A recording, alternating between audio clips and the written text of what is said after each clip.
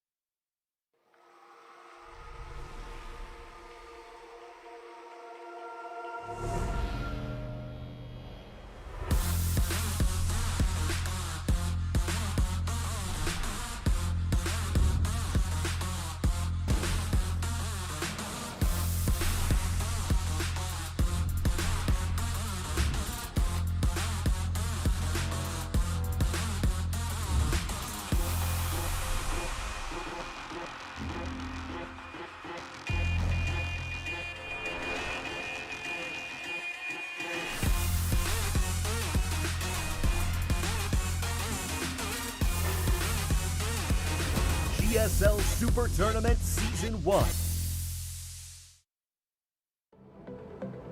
Africa TV Free Cup Studio Live.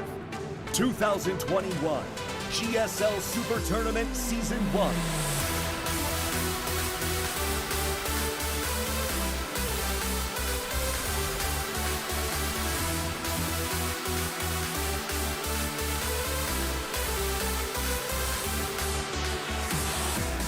What is up, everybody? We're here on the final day of the GSL Super Tournament.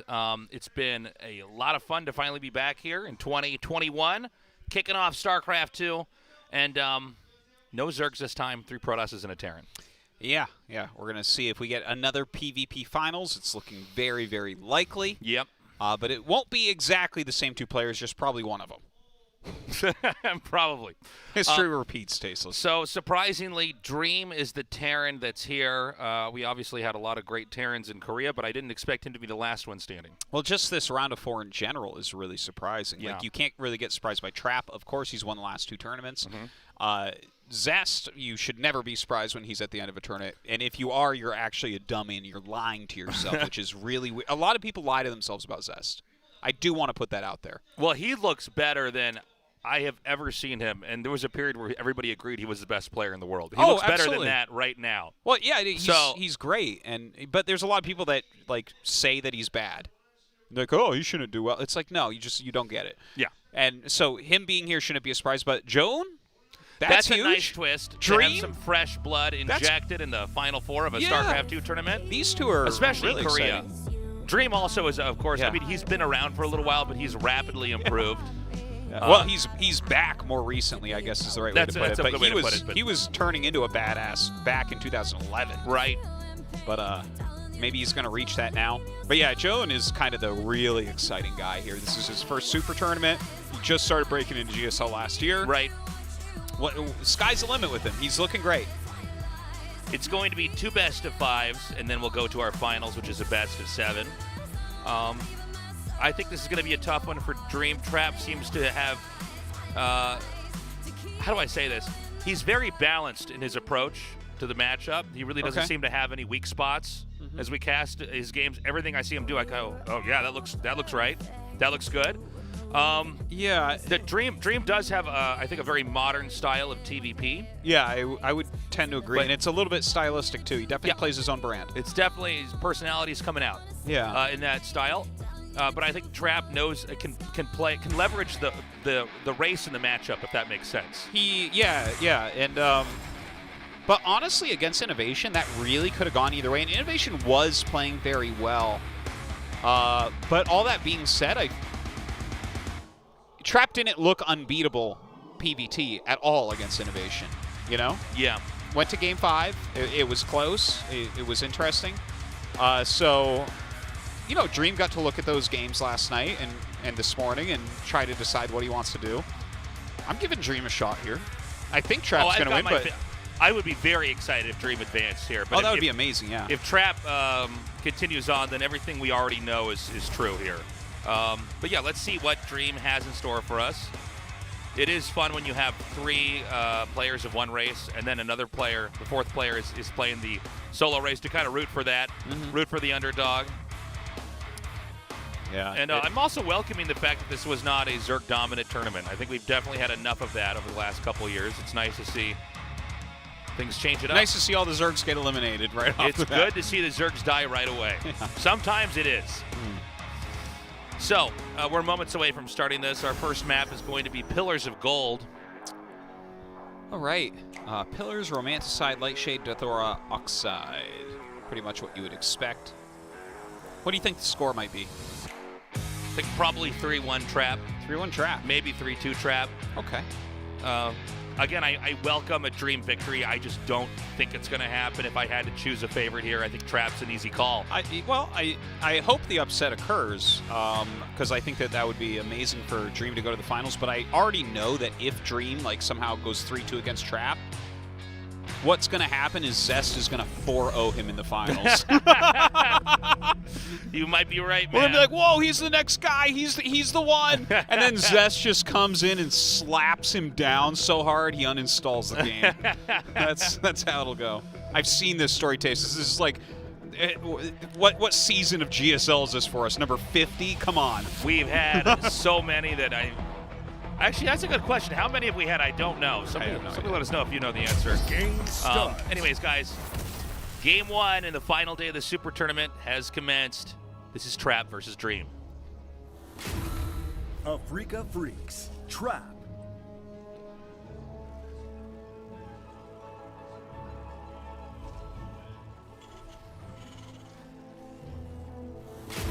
Good Game Gaming, Dream.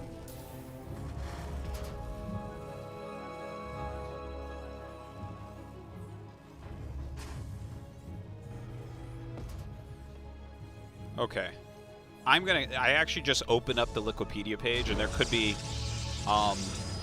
some, debate over what counts as a GSL, but I'm just going to count the number that's here. I want your guess, though, ahead of time. Okay, and before I guess how many we've done, are we counting Super Tournament as a GSL yeah, season? Super Tournament would be one. Just any tournament branded as GSL counts. Okay, hold on. I'm trying to remember how many we did the start of the very first 2 or 3 years, because that's when we had a lot of seasons back to back. We crowned a lot of champions, but if I had to guess, I would say, can I guess now? No, you're still looking? Still counting? By the way, in this game, Dream throwing an eBay down here to block the Nexus and try to dictate the pacing here of the game. Artos is still counting all the GSL seasons we've done. And, okay, I have the you're number. Ready? You have the number? All right, I'm guessing 39. Okay. According to Wikipedia, GSL branded tournaments. Yeah. This is our 53rd. What? 53rd? This is our 53rd branded GSL tournament. Oh, my God. All right. That's a lot. Not bad. That's a lot, man. We've been casting a long time, dude. We have. So what's happening here, Tasis? There's an eBay blocking the location the Nexus is supposed to go. Whew. Immediately, Dream trying to dictate the pacing of this game. Yeah, that's a good way to do it, right? Slow him down a little bit. Make him do a build that maybe he wasn't prepped for.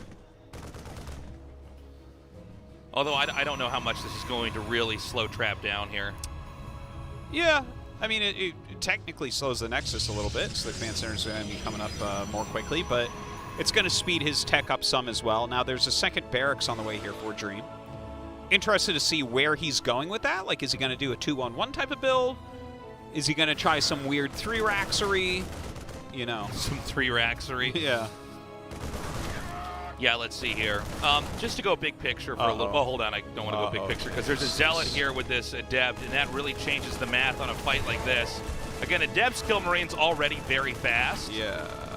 But a Zealot here is beefy enough that this is really going to slow everything down here. The SCV is actually killed right before the command center could finish. Another one comes over here now. The Adept shades out. And Trap getting an insane amount of value there. 4 Marines killed and 3 SCVs, all to trade out an early game slow Zealot. Yeah. That's insane. Now, that is an example of Trap really understanding the ebb and flow of the game. That when the eBay comes down and the Terran's also expanding with it, he is allowed to seesaw the action onto the other side of the map and punish. Yeah, and he certainly did that. It's a huge amount of damage to just lose his Zealot over. So, nicely done. Dream, though, you got to give him a little bit of props here. Because even after that happened, like, he didn't have a bunker when it came. And guess what? By golly, Tasteless, he doesn't have a bunker now. No. He is going to cut every edge in this series, I think. And I like that. I like this approach. Right? A coward would make a bunker right now and say, you know what? I want to make sure I'm not losing any more units. I can sell it later for 75% of the cost. No! No, Tasteless! I need those 100 minerals now! Yes! By the way, the pressure is coming on here, and now I'm wondering if you should have made a bunker, man. Because this is looking pretty bad. Certainly, a bunker at the beginning would have been good. A bunker before this came would have been good. But as I said, Tasteless, there's something to say about bravery, okay? No, there's not. Yes, it's there not is. true. Artosis, It is true. Artosis, that's not Look, true. he's only lost 9 Marines and 4 SCVs so far. Do you remember that time? This For was a long Zoun. cast ago. We talked about trying to make a video game where you play as a coward. Yes. Do you remember this? Yeah. You gotta like hide under dead bodies. Yeah, and that was stomp actually that was my dad's idea like 20 years ago. Really? Yeah. It's a good joke. But yeah, like you'd have to hide under dead bodies Yeah. and stuff, and like just grovel and like act like you're weak and like just beg and like It's all about when you get robbed, how quickly can you take your wallet out and give it to them? yeah. I should do that someday. That would be an amazing game. Okay. We've got the Robo support bay coming down here. And we're going to have... wait, I'm sorry. Did he get Blink? I actually was not watching. Well, the I would upgrades. hope so. Otherwise, this is a Yeah, weird. otherwise this doesn't look right. Yeah. But we don't see anything going up there yet. I guess, yeah, he must have No, gotten I guess he did not. Did he just want to make it maybe look like that's what he wanted to do? I mean, Yeah. Oh no, he did. oh, he did get it. Okay. He just didn't All want right. to blink in. Hell if I know, Taste, so I'm not Yeah, I watching know. this game. I'm just thinking about how brave Dream is. That's all I'm thinking about. Yeah, it's looking tough right now for Dream. Even though I think if you were to just show up in this game, you'd think this is a normal PvT. He took a real beating early on. He's been slowed down quite a bit. Yeah, but he's recovering. There are Colossus coming out right now, so it doesn't feel like there's any real holes over on Trap's side. He is getting his double forge. So a lot of money going to be going into upgrades. Yeah, he's going to be investing in a long game here. Now, keep in mind, in this matchup, generally it's the Terran that has to stop the Protoss. Protoss are able to control large swaths of the map pretty easily when compared to the Terran. So Protoss is just going to try to build up a lot of splash damage, obviously the double forge, upgrading the Tier 1 units here. Yeah, and just try to outlast the Terran. Look how annoying he is. My God. Nice little blink in here from Trap. Killing 5 SCVs so far. Oh my God, he's blinks forward, tries to pick up another, doesn't quite get it, but will recall out. Very solid on the harassment there, slowing him down a bit more.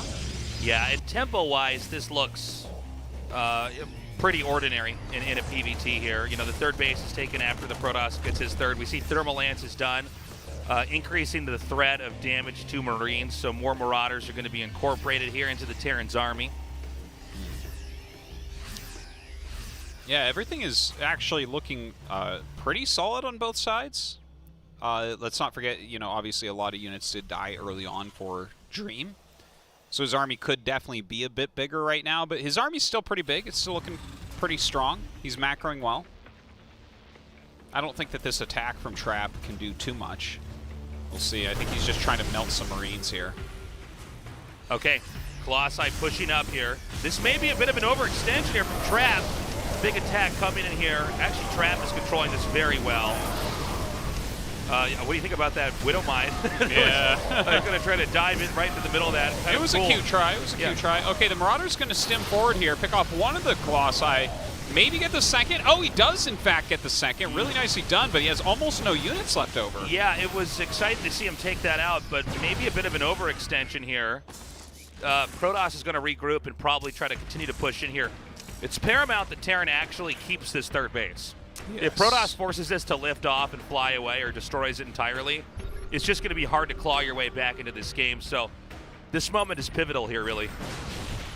Yeah, look, it just blinks over here. He has those 2 mines kind of zoning out so his army doesn't die, but he needs them to fight, really. Here come the Zealots. Do drag some mine hits. SCV's coming up to fight as well. Dream trying to take out this army. But I think there might just be a little bit too much here.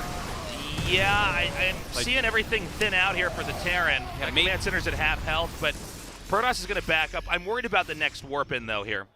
By the way, 22 SCVs were killed repairing the Command Center, so half the job's already done as far as getting rid of that third base. If he can just punt the Command Center away. If Trap just pulls be a back win. right now in macros, Yeah. that's really strong, right? Because you did lose a lot of workers, but Dream's economy's still okay. It's not like we're not down in the dregs of 30-ish SCVs.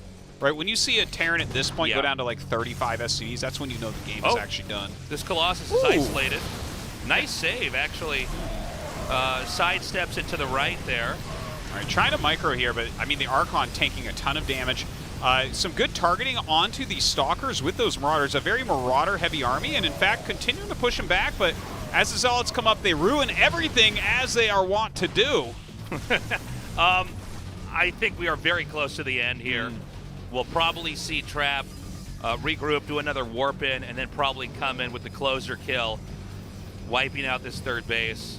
Again, as important as this moment is that we're watching here now, we got to go back to the start of this game and how much damage was dealt early on. Trap really taking advantage of the opening that Dream had planned out and punished him very well. Looks like he's going to peek in there, try to confirm that he can, in fact, try to take the fight. And with this army coming up now, I think that time's upon us. Yeah, that's a pretty scary army right there. There's no observer here for Protoss, right? No.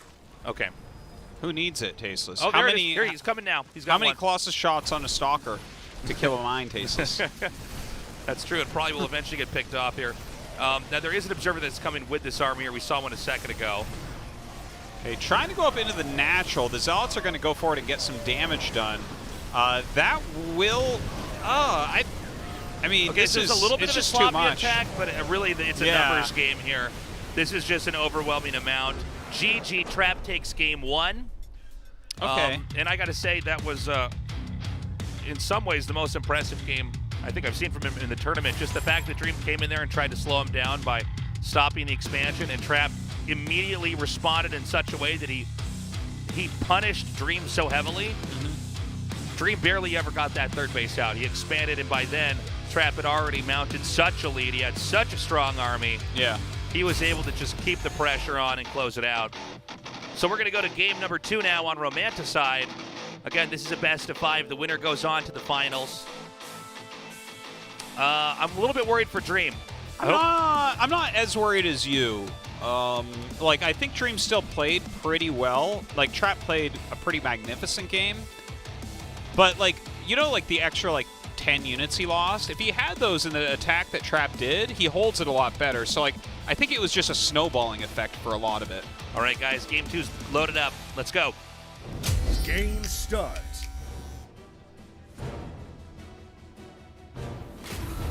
Afrika Freaks. Trap. That's some fuzzy hair right there. Yes. Good game gaming. Dream. If I was filming something outside, I'd have him stand next to the microphone and make sure the wind didn't ruin my sound quality. So let's go big picture again here. Especially in this tournament, we've really seen that, and this has been true for a lot of StarCraft 2, but it seems like Terran can't really take more than about a fourth of the map, their quadrant of the map. Even though in a lot of ways we would think of Terran as a pretty mobile race, their buildings can fly, you know, their defenses are very easy to set up, pretty cheap. In reality, they can't stretch out as far. I mean, the fact that Protoss can warp in and has recall and a few other abilities makes it very tough for the Terran to keep up with the Protoss in a long game. So a lot of theory with Terran now is to try to stop or end the game at a certain point in time. Try to find a vulnerability somewhere in there as the Protoss develops and stop them. And unfortunately for Dream in the last game, when Dream tried to take his lead, it backfired so hard he was already in a deficit and was never even able to really develop into a normal econ game. Yeah, but you know, when I see a game like that, like, yeah, Trap's very scary, but it's not the hardest fix for Dream, right? It's not like there's no way he can prevent himself from losing 11 units at the beginning of the game. You know, no, that's true. He can fix that. I definitely don't think Dream's going to use the opener he did in game 1. Well, he already did not, but yeah. But I mean, like, throughout this entire series, I think that's going to be scrapped. Or if he does, maybe you do make the bunker. Yeah. Maybe you are a coward. I don't know. Yeah, we were talking about how brave he was, and then that attack came, and he got punished pretty hard. Yeah. So yeah, let's see what happens if Dream is able to be left alone and try to develop. Now, in a lot of the PvT games we've casted, we have seen the Protoss tech into Stalkers and then go Observer, but I guess now that I'm seeing the Stargate get made on our production tab, this could be maybe Phoenix play? Yeah, that's what he's been favoring pretty heavily. Yeah. In PvT, although it didn't work against Innovation. This is a double barracks play from Dream. Innovation was going more tech-heavy, which is a little bit more standard anyways. Yeah. I guess we'll see where Dream wants to go with this. Notice he has a bunker this time. He's not really going to lose units. I mean, you could definitely lose like 1 or 2, but that's kind of standard, par for the course. I like the second Adept coming in here. So this is just a cool little tactic that we see Trap using. Oh, nice micro there from Dream, I have to say. See if he can actually get both of these Adepts out. Looks like one's going to get shot down. Second one as well is killed off. Very nice, so, very nice. Yeah, a little victory there for Dream. Yeah. Definitely off to a better start this time around. Oracle actually coming out. You have Stim on the way and a third command center. That's kind of cool. So he'll have Stim reasonably quickly, which can help you to hold some of the sharper things Protoss can do. Yeah. But yeah, the very quick third command as well. You know, some of these builds that Terran has, like, or rather, some of the builds Protoss has, like some of the Blink Observer builds, if you just go straight third command, that can be like kind of brutal trying to hold that, right? But this is a more middle of the road eco build. Yeah. Now that being said, the Oracle comes in and actually finishes off a decent amount of Marines, but his economy is still doing okay. He didn't really lose many SCVs this game. Looks like this Oracle is going to have to leave. Can't do too much more damage there. Again, Protoss is finishing up the third base. The Oracle's now coming out here. The second one, I should say, as well. And we're going to have Terran probably coming out in a little bit here. Second Oracle. Going to be probably just pushed away with those Marines. Yeah, it's good scouting going on anyways. Yeah, we have the Forge coming down now as well. Well, he definitely looks at this and knows that he can't be attacked. When you see the factory not even done, it's like, if they don't have medevacs, any attack they do is a one-way attack. So yeah. It's really not that hard to hold because you can trade whatever you want for it and it's fine. Ooh, okay, not the the best second Oracle micro. getting low! Wow. Wow, that was sick. Is he going to recall that? No, probably not. He could probably go out the bottom here. Yeah, you might just wait for shields to come back, continue to tag and stuff like that. The recall is a resource in itself, you know. You don't want to just do it for absolutely no reason here. Yeah, if he thought he was just going to lose the Oracle, he would definitely do it. It's definitely worth that. Yeah. But there's some other stuff he can do with those back there. All right, Templar Archives. He's gotten the armor a lot quicker this game, so definitely going to be relying on charge lots quite a bit. Kind of a cool central defense right there with that shield battery.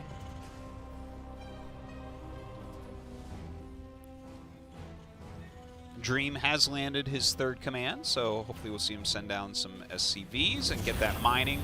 Getting a good amount of production going right now. We've got 5 gateways coming down. As the third base is really kicked in, we're seeing the explosion economically for Protoss. And, you know, let's see what Trap wants to do. He may take a fourth very soon here. He may try to attack. Yeah, I think this is going to be a kind of interesting game. Really, it's like he has a couple Oracles, but he is making Phoenixes to go with charge lots and getting into some Archons. So it's going to be like a ground-pounding force, basically. Right. Phoenixes to stop harass, and then just charge lot Archon. Yeah, that's kind of interesting. That was actually a way that Zest was toying with for a really long time, trying to make, back when Phoenix Adept was around. After that, like, for a while, Zest was trying to make, like, just charge Phoenix work out.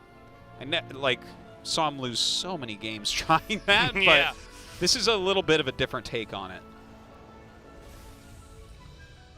Okay. Protoss has built up quite the army here. We have the second Forge coming down, so I don't think we're going to have an attack anytime soon. No.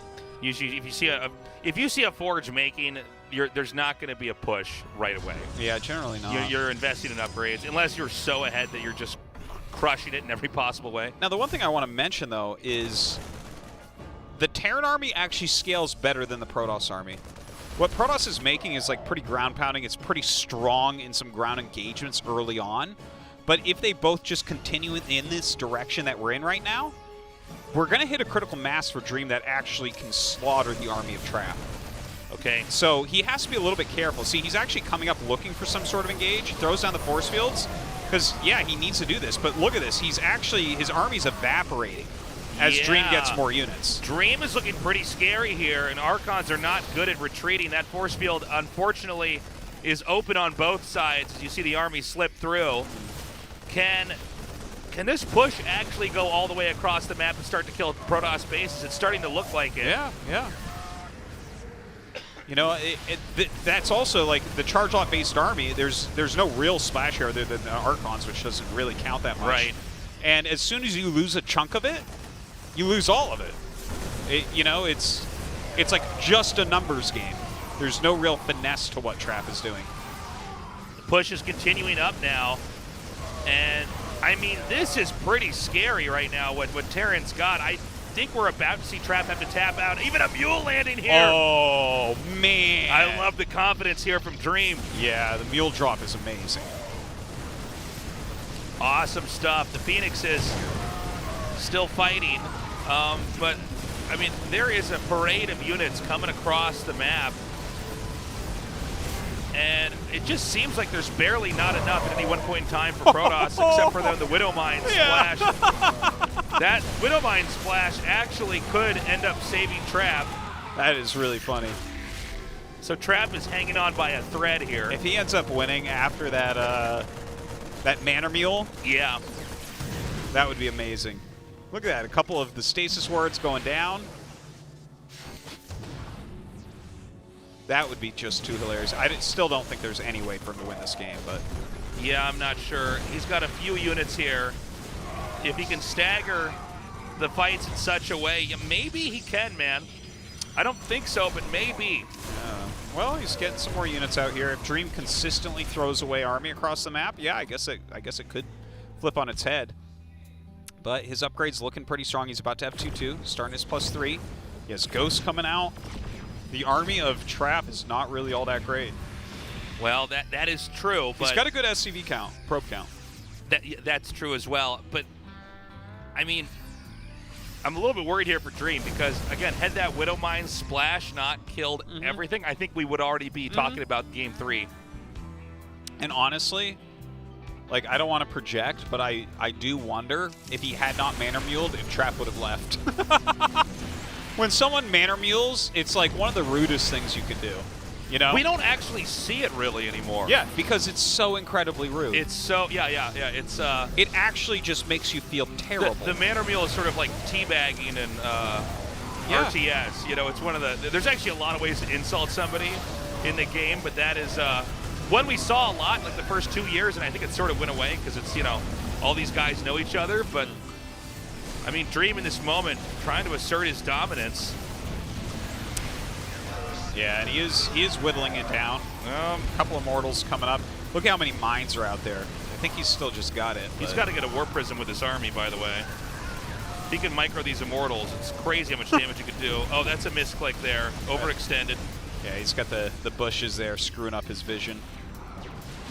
Oh, Stalker's trying to clear these mines. Trap is really trying to pull something together. Wait. I guess there Looks like it was Zealots killing SCVs down there. Yeah, I think he pulled the SCVs, though. Yeah, so like, I was he tried, checking the workers down there, and he definitely did, because he still has 74 workers.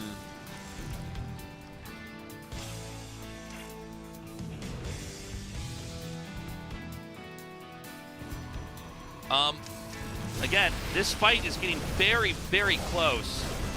We're just going to see if Trap can hang on.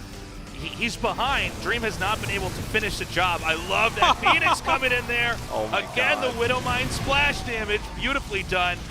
Another Immortal comes out into the mix. Trap is trying so hard here, Tasteless. He wants to win so badly, Artosis. He does, and it is understandable due to the Manor Mule. Now, it wasn't the rudest Manor Mule timing.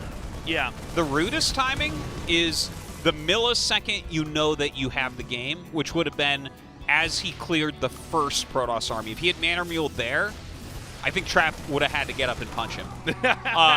But he Manor-Muled after it was like, Trap, you're dead, you know, and like Trap knew and he knew.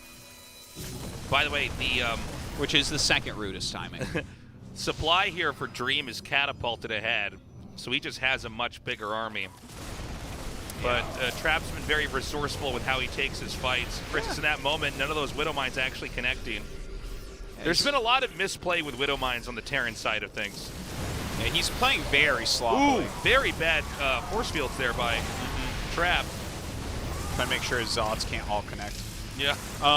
Yeah, well, he's getting Disruptors, so if he can hold on a little bit longer, like, Disruptors are what can actually swing a game.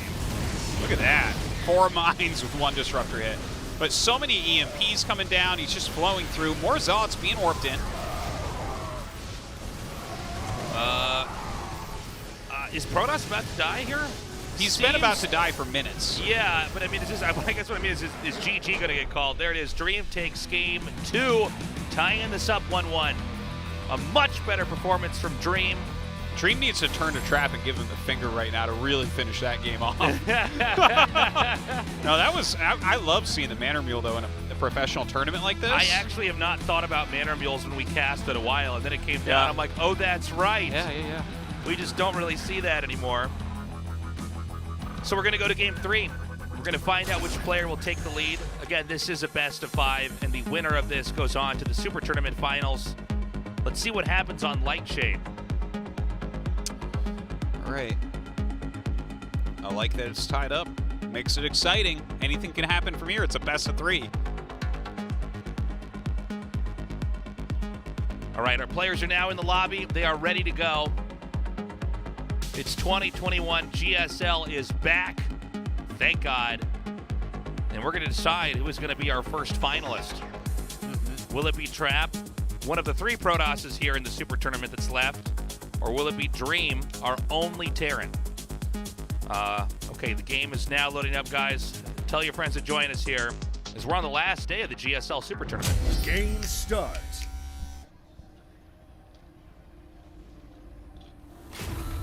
Africa Freaks, Trap.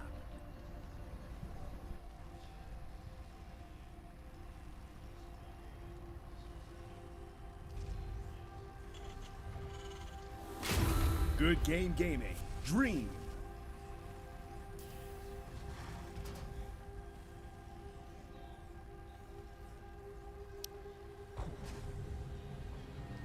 Pretty excited to see what Dream is actually going to be pulling out here. I don't think Trap is going to do anything abnormal, you know. Maybe a Phoenix opener, maybe a Blink opener, but one of the 2. I think he might have to go back to Blink. It's funny because this will happen where like everybody's doing one style, and then there's another player who's also of that caliber who's doing his own thing. Yeah. And that seems to be Trap as of late. He's got this very different approach to PvT. Yeah, well, he and Stats both really like Phoenix openers right now. Yeah. But they're losing all their games with them. Yeah. The thing is, I actually kind of like the openers. Like, I've seen some cool stuff with it. But if it's not winning, maybe you should go with the Blink opener. You know? Yeah. The thing is, if everyone's doing Blink openers and you're doing Phoenix openers, you actually are going to win a lot of games because of that. But that can be one of those situations where, like, okay, your practice games they aren't the same as a tournament game because the tournament game has every ounce of a person invested in it, whereas a practice game just does not. So I wonder if that's maybe something to do with it. Now, well, actually, let me go back for a second. Let's.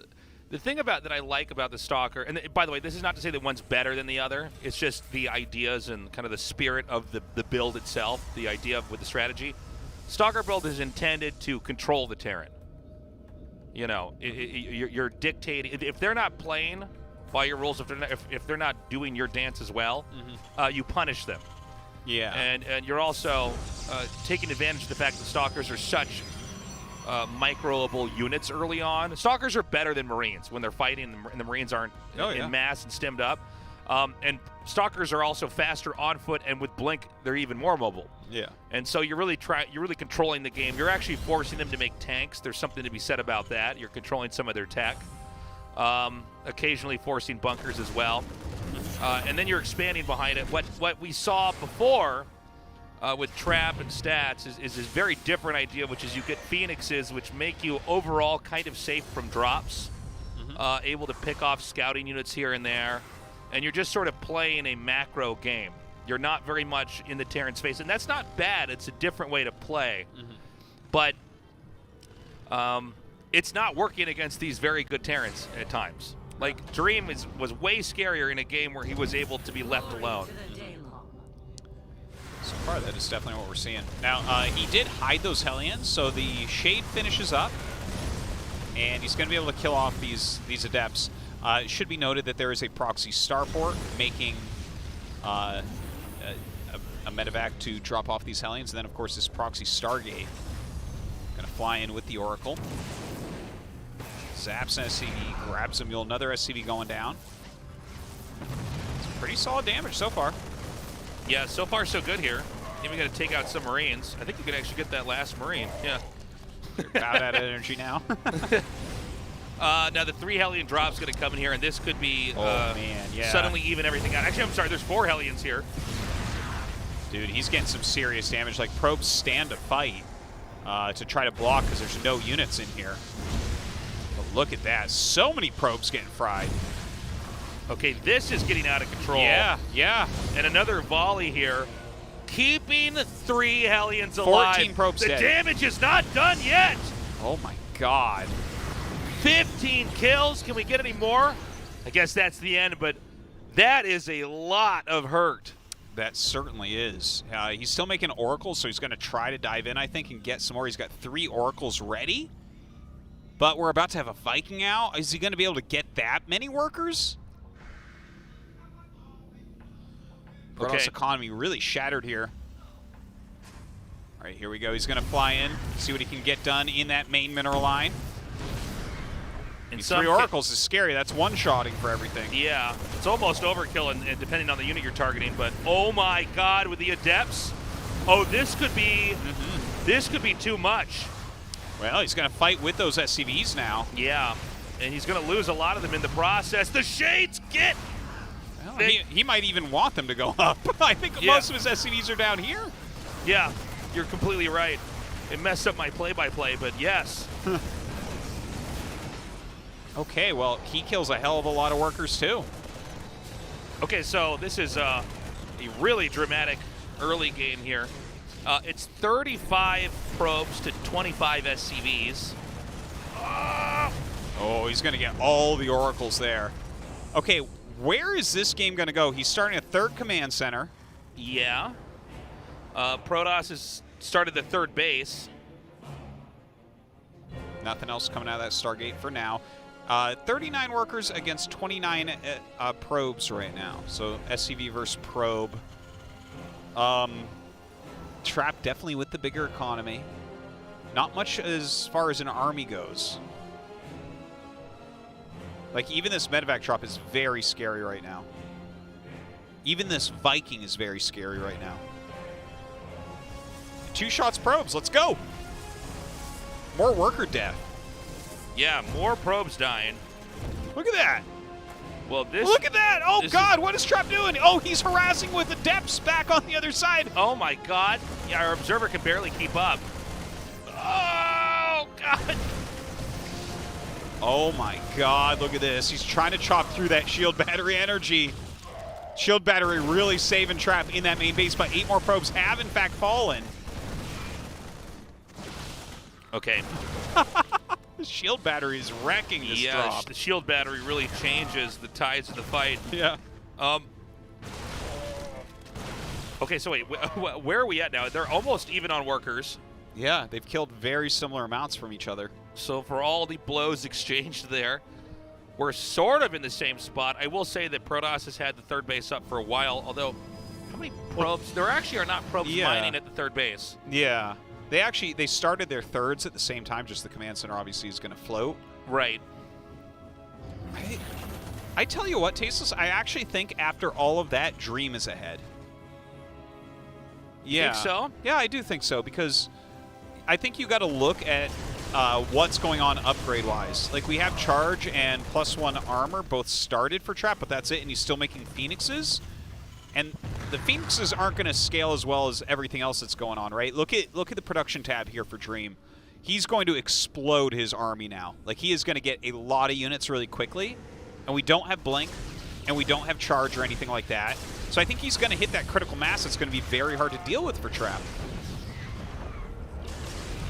Yeah, we're seeing these Phoenixes just do whatever damage they can do. But I think your analysis may be correct, Artosis. I think that there's going to be a pretty scary push coming here from Dream. Now, actually, if you can get this command center, I don't think he's going to quite have enough damage. But I don't think so. Were Protoss to actually kill that off, I think that would be extremely devastating. Oh, yeah. And Terran would basically then have to win with a push like right after that. But let's see how long this third command center can be kept away from the third base location, because that does begin to add up over time. I mean, right now, Trap is mining at his own third. Yeah, his economy is certainly a little bit better right now. But this army for Dream is definitely better than what we see for Trap. Oh my god. This is quite a bit of damage over here. Yeah, he's having a bit of a hard time getting that third base down there. Kind of a unique situation we've got here. I mean, this CC needs to get repaired quite a bit before it can even try to go down there, because again, otherwise it's going to get sniped. Now, Terran's going to destroy these rocks because you need to have a wider berth to try to come in there. But I think Trap is actually, I think Trap's actually going to go ahead and just abandon this now. You got to know when to back out. Okay, loads up and is actually flying to the north with 3 medevacs, but there's enough Phoenixes that I think you might just unload that. Yeah, actually, I think Trap actually saw that. Yeah, he's he did. chasing this army, so this is like very uncomfortable for Dream here. This can be punished. Oh, look, he floats to the other third base as well. Oh, that's smart. Feels like he missed all of his timings here. You know, he had an army that looked pretty scary, but he was having to babysit his third command center for so long that feels like Trap is kind of caught up in that regard. Yeah. Trap appears to be ready to take a fourth base, not far from his main. We see pylons coming down there. Surely a Nexus will go down soon as well. Blink is coming. The robotic support bay and an extra robo is coming as well. Yeah, filling out that tech, going to get into the splash damage. And the fact that he's getting into Colossus tech at the same time as Dream getting into Ghosts is definitely promising. Colossus is the natural enemy of the Ghost. Now, supply-wise, they're fairly even. I mean, Protoss has a little bit less, but Splash makes the math a little bit more fuzzy for that. By the way, these Phoenixes are getting an insane amount of value this game. Yeah, they really are. It's very impressive. I'm surprised we haven't had more Widow Mines burrowed here and there. That might be helpful. That's really how you make it, not possible to do. Or you put up like a turret on the side of your base, kind of zones them out. Something. Yeah. There's that fourth base we're talking about. We've got a huge drop though coming up here into the main. Oh my God! Look at that. It's 5 medevacs full of units. That is a lot of units. Those few Zealots that were warped in can't do anything here. Yeah. He's going to have to send up a lot of units. Okay, he actually gets the energy for a recall finally. Now, the Phoenixes can catch the medevacs. Yeah. And this means that Terran can lose everything if this isn't handled correctly. And he's going to lose some medevacs? I guess he actually only loses 1 on the way out. I am so shocked I didn't kill more. Oh my God, he's going to get the 4th base during all this as well. This was actually very well done for a Dream. I thought that was going to go a lot worse for him. Well, I guess he actually doesn't get the 4th.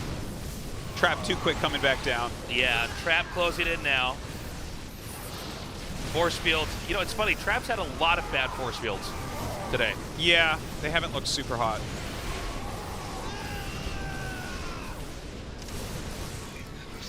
Okay, Dream micros all the way home. It's unfortunate he didn't get that 4th base. But gonna fly over a 4th of his own.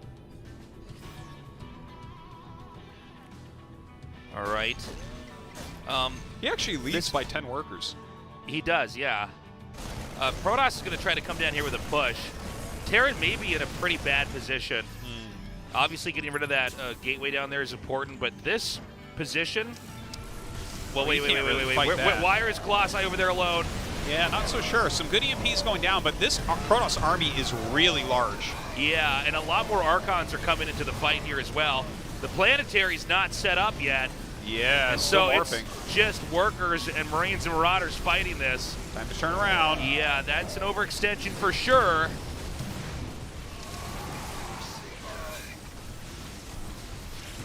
And I'm not sure, man. This is looking pretty rough here. I mean, this Planetary does finish, but you can still hit it with the Colossi from a distance.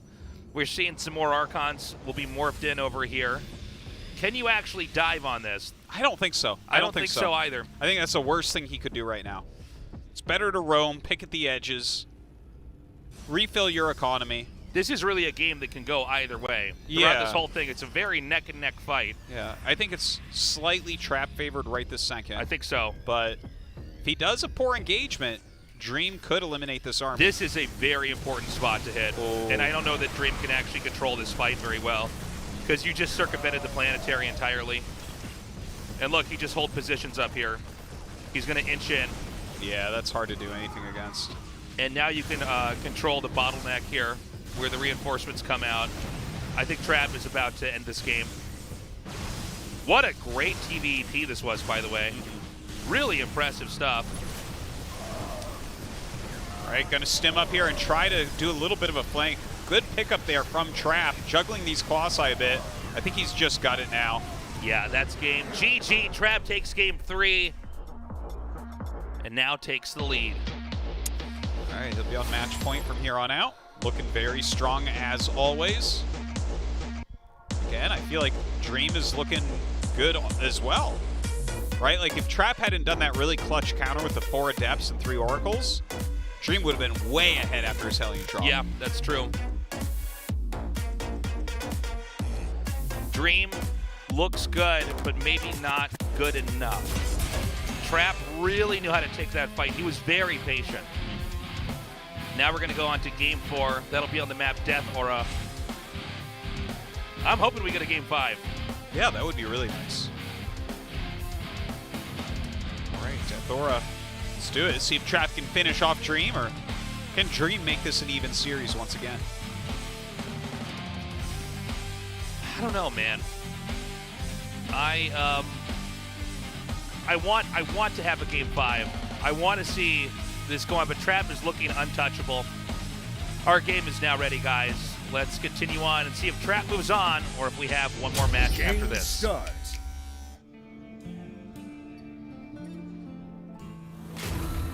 Africa Freaks, Trap.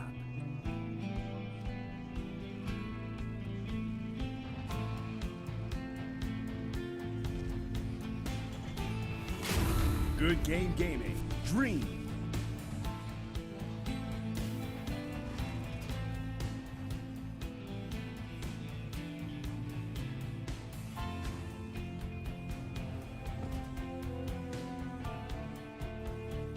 What do you think Dream can do differently coming into this?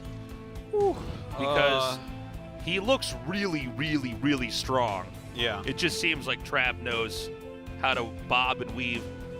Yeah.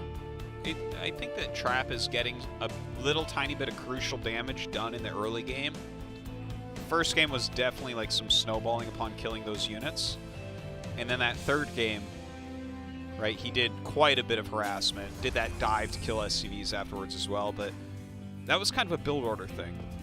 So I can't say completely that Dream is weak in that way, but if he can shore up the early game without being too defensive about it, that might allow him to get into the mid game a bit better, because Dream's overall style is very biocentric. He's not a guy that makes like a ton of Vikings as often. Like That's very true. Even though I mentioned that like it's cool for Trap that he's going Colossus against Ghosts, I've seen Dream go Ghost against Colossus plenty of times where, you know, he wants to have like lots of Marauders, he wants to have those EMPs, and he wants to have scrappy fights all over the place. He's very quick at those. His multitasking is strong. But Trap has kept enough pressure on him that we're rarely seeing Dream on the other side of the map. So if we can see him on the other side a little bit more by shoring up his early defense to make sure he has the unit edge in the early mid-game, I think that's where he can fight Trap. Yeah, Trap's been very good at just kind of being on top of the Terran the whole time. Yeah. And even when the Terran did push out, I think the coordinated attack with a drop in the main and then attacking the Nexus to kill it off was great until Trap basically fought everything back, and it was almost like, oh, that was what I need you to do. Now you attacked me, and that was the mistake. I have too many Phoenixes. I kill off your medevacs. Everything's slowed down now. Yeah. I can pick up the retreating units. Third CC. Yeah, the 2 barracks triple CC once again. So we'll probably see him get stim right away like he's been doing.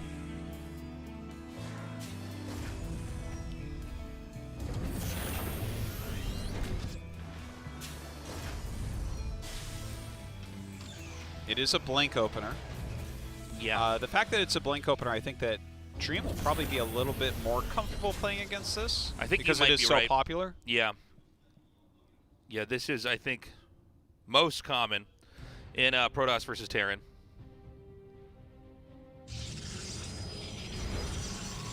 Now we've got the Robo and the Gateway coming down here. We'll see if he adds any gates or just goes for that very quick third Nexus. All right, does add another gate, so he's going up to 3 gates right now. 4 gate, okay, so it's going to be an aggro build. Yep. And again, guys, one of the ideas here is that Stalkers are better units than Marines early on. Stim Marines are one of the best units in the game when they have medevacs with them. But just Marines, kind of weak. Yeah, and sure. so what happens is the Stalkers with better range and being faster, they can pick on the Marines quite a bit. And when you have Blink, you can go into the main. And then, you know, whether that kills Terran or not, they have to play a very specific way to try to defend this. And from there, I imagine Trap has plenty of plans on how to control the game so that he just can eliminate the options for the Terran. Yeah. Now, I think it was in the previous game that part of the reason he might do this specific 3 command center build, being a little bit more middle of the road than like Reactor 3rd command, is for the speed of Stim to try to have a better time against things like this Blink build. And you can see that Stim and Blink are finishing at about the same time. So maybe that's going to help him, but he's actually doing a counterattack. So the counterattack is pretty crucial here. It's going to need to do some strong damage. Okay, a Blink in. We have more Stalkers coming back. Man. Oh, I got confused for a second why he was doing that, but yeah, the counterattack is huge. Now, these Stalkers are going to have to blink out, but I'm very worried about those Stim Marines over there at the Protoss. Yeah, I want to... Shine, go back. Okay, we actually see in the picture Oh, on I'm the sorry, bottom right. He does kill some probes here, killing some Stalkers as well. Oh, that was a good blink away. The Marines actually stepped too far forward chasing. Oh! Wow. That was really nicely done. And now the action will seesaw back over here. I think he's going to go for the bunker bust. Yeah, he definitely could. Sometimes Terrans are so caught up with trying to save their main, you just run right into the front door. And I think that's the play here. Yep, it definitely... Oh, he does have some SCVs there, and it's so funny. He actually clicks to repair, but they all load. Yeah. That was good targeting by Trap, actually, trying to get the SCVs. 2 Marauders now inside that bunker. And you can see that Terran is trying to mirror the movement of the Stalkers from within his main to try to block out a possible blink in from there. Right now, their workers are even, which is very good for Terran in this situation. Now, hold on, he does do that blink forward. There was, I think, 2 SCVs too few. Yeah. And he's not able to repair that quite in time. The SCVs are going to try to come back. But this is where there's so much damage here at the entrance. Yeah, and he doesn't have his medevacs yet, Taysta, so a lot of these units are very red. Every shot of damage is permanent. The shields will slowly regrow over time for the Protoss. All right, he's trying to get as much damage as he can, but without those medevacs out, he is going to lose everything here. I think Trap has done it. Yeah, I think so. Yeah, this is just too much. Trap is going to go on to the finals of the GSL SuperTournament. Second one in a row. Yep. He is just too strong. I gotta say though, Dream had a very nice tournament here. Can't quite hold on, but I think we have a really fun year ahead of us with this player. Yeah, I agree. Yeah, a lot of potential here. And I think at this point in time, we're just watching Dream digest the loss. He knows there's no way back. GG. Trap is our first player to move on to the finals of the GSL Super Tournament. All right, congratulations to Trap. It's a big deal, man. If he wins this tournament, that's 3 big tournaments in a row. Very few players have done that. Dream, hey, he gets a seed, right? Yeah. Awesome.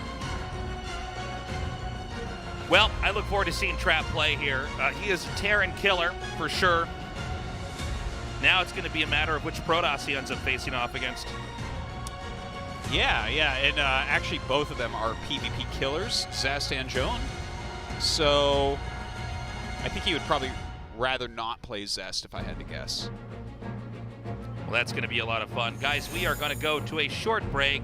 When we come back, PvP, Zoun versus Zest. Don't go away.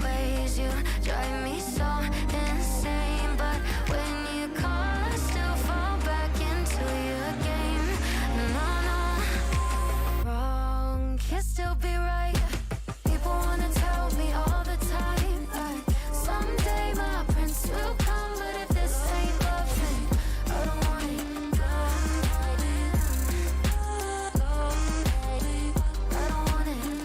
Someday my prince will come, but if this ain't loving, I don't want it.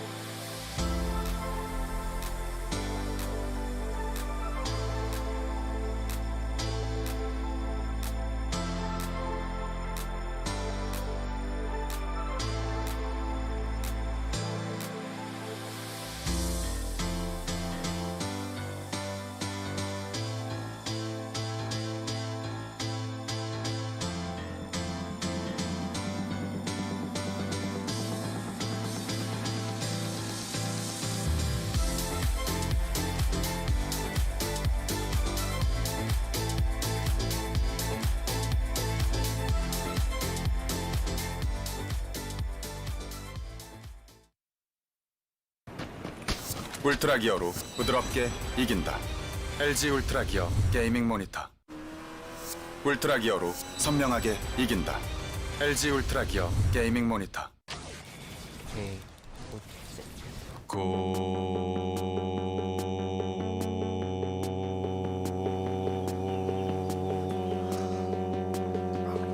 성능을 언제 어디서나 가볍게 즐기다. 지포스 GTX 1650 그래픽 최신 인텔 10세대 프로세서 탑재. 고성능 노트북의 새로운 기준 LG 울트라 기어.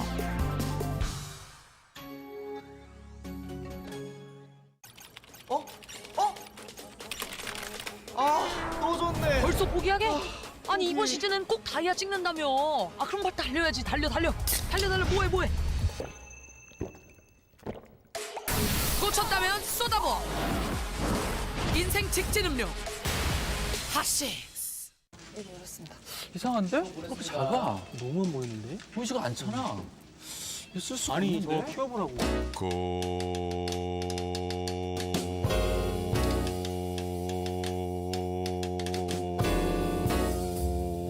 성능을 17대 화면으로 언제 어디서나 더 크게 즐기다. WQXGA 초고화질의 17대 화면 16대10 최적의 화면비. 고성능 노트북의 새로운 기준 LG 울트라 기어.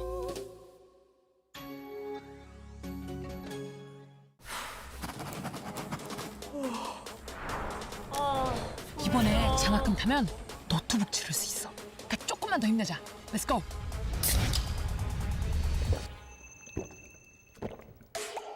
꽂혔다면 쏟아버. 인생 직진 음료. 핫식스. 어떻게 새로운 기준이 됐냐고? 깼어. 모조리다. 이제 숙취도 깨버려. 탄산으로. 숙취 해소의 새로운 기준이 되다. 탄산 숙취 해소 시대. 가스강. Africa TV Free Cup Studio Live 2021 GSL Super Tournament Season 1.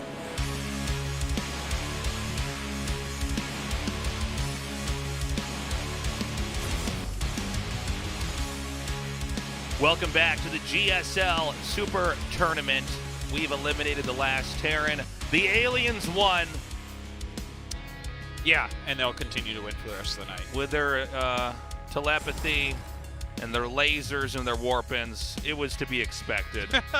Yeah, how could that ever lose? How could we ever have thought that humans with their guns and metal plates they cover their fragile bodies with would somehow beat the aliens? I know, it's crazy. I just am going to put it out there. Now, this is a PvP. This is what we call Alien Civil War here. This is Alien Civil War. What do you think about this? Because Joan beat Parting, and Parting even was like, wow, he is better than me. Yeah, you said that on Twitter. Yeah. So, like, it's very clear. And by watching the games, too, the games are a little bit back and forth, and he just made good moves and good micro and good macro and just outplayed him. And Parting is like a killer in PvP. Yeah. Zest, though, also a killer in PvP. This guy is very, very strong at the matchup. The matchup is very much about optimization and execution. And those are literally like his two strongest things. I'm expecting this to be shorter game-wise than the Parting games. Yes, me too. Zest has always approached PvP as like, I'm going to end it right here.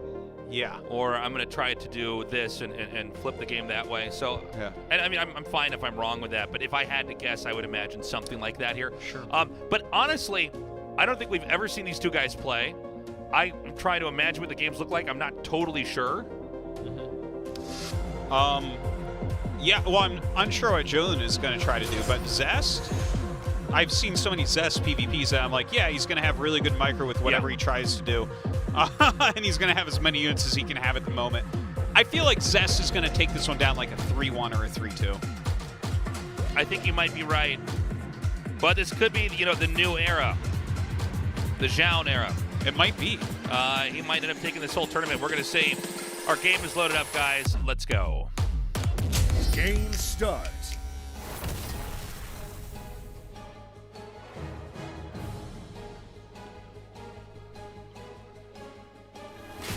Alpha X, Zoun.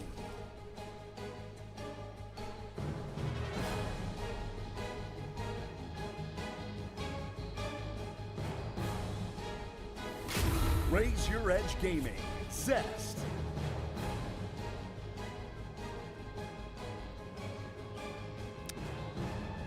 All right. Whoa.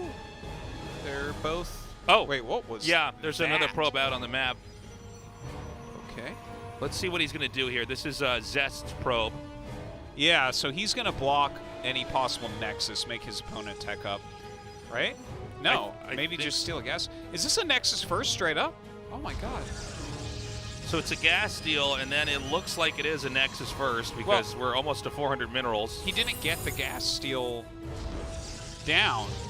Okay, this is really fascinating, right? So Zest scouts very quickly. He could have pulled out of this. And then he goes up to the main, like instead of blocking the Nexus, he goes to the main like he's going to steal your gas, and then you make gases, and then he makes a Nexus. Now, what's weird for me about this is that it doesn't feel like if you make an immediate Nexus, you're very safe against what Zoun was forced into doing. So I'm not... I think what he wants to do is just slow the Nexus a little bit by making him go gases. But if he Okay. makes a pylon there, he can't really go Nexus first. You can't go pylon, Nexus game. That's not a thing. Yeah, you know? the So gate- he's not planning on making anything. Oh. He's checking if it's aggression, and he's forcing the gases by pretending he's going to gas steal. The more I put it together in my head, the more I like it.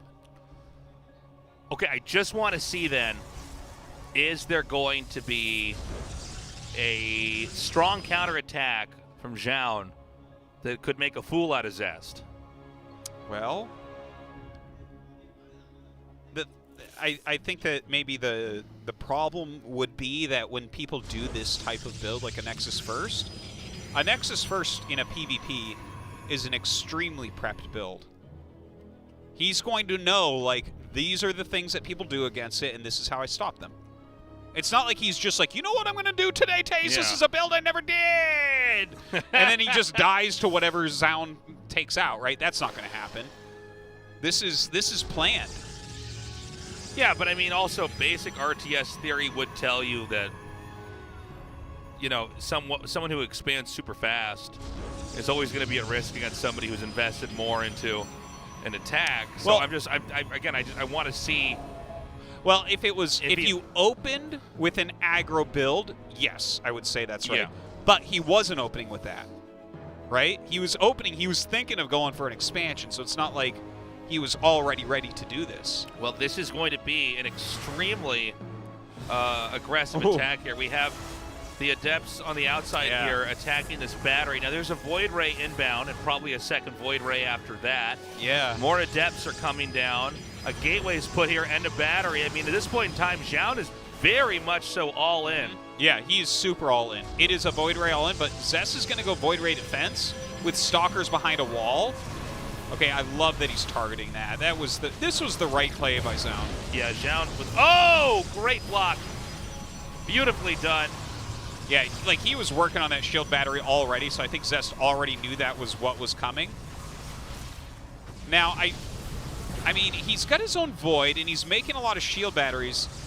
He needs to not lose the core, right? That has to be one of the most important things. Don't lose Voids and don't lose the core. If you lose the core, when you can't make Stalkers, looks like there's no way to stop Warp Prism from coming in, but yeah, I mean, the core is, funnily enough, one of the most important things you can... Yeah, like he You need needs to his keep- Warp Gate, and he already used his Overcharge. I think that was a big mistake. Problem I think is, that was a big mistake. I think the Taste. Zest can keep matching this and just buying time. He should honestly be. He should have been using the Overcharge to heal his gates during all this. Yeah, he is buying time though. You're Okay, definitely right about no, that. One gate's down. That's going to stifle the production. Oh man, are these Adepts just going? Okay, he's not actually going to go into the main here. Now one Void Ray he's goes back dead. and is picked off. And this is what I was worried about here with Zest. Is it's like, all right, I'm sure he's got plans to hold, but you know, Yeah. RTS theory basically says if you're expanding very quickly and your opponent is not and is actually gearing up to attack you, that can favor the attacker. It can. And that's what we saw there. So, look, the planning early worked out, it seemed, perfectly for Zest, but Zoun just sort of intuited a counterattack that closed the game out and let him win. Yeah, I think Zest misplayed slightly there. I think that Zoun's original attacking of the first shield battery was really, really great. And then Zest really screwed up the overcharge. I think that that is one of the most important things that happened there. He set the overcharge when his units weren't even really damaged. There was going to be a full-on moment where he had to keep everything alive as long as possible, and he needed the overcharge for that moment. And I feel like this is... Zoun played well, but Zest screwed that up as well. Okay, fair enough. They held hands as Zest fell down the cliff. You know? It was a team effort. We're going into game number 2 now. Our map is romanticide. Let's see if Zest can come back. Game Zoun starts. further cements his lead. Alpha X, Zoun.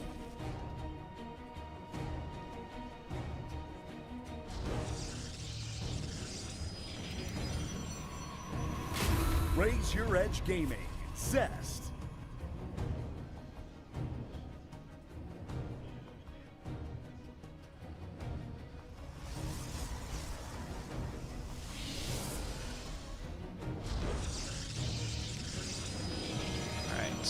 Zest not screwing around with another fast expansion attempt.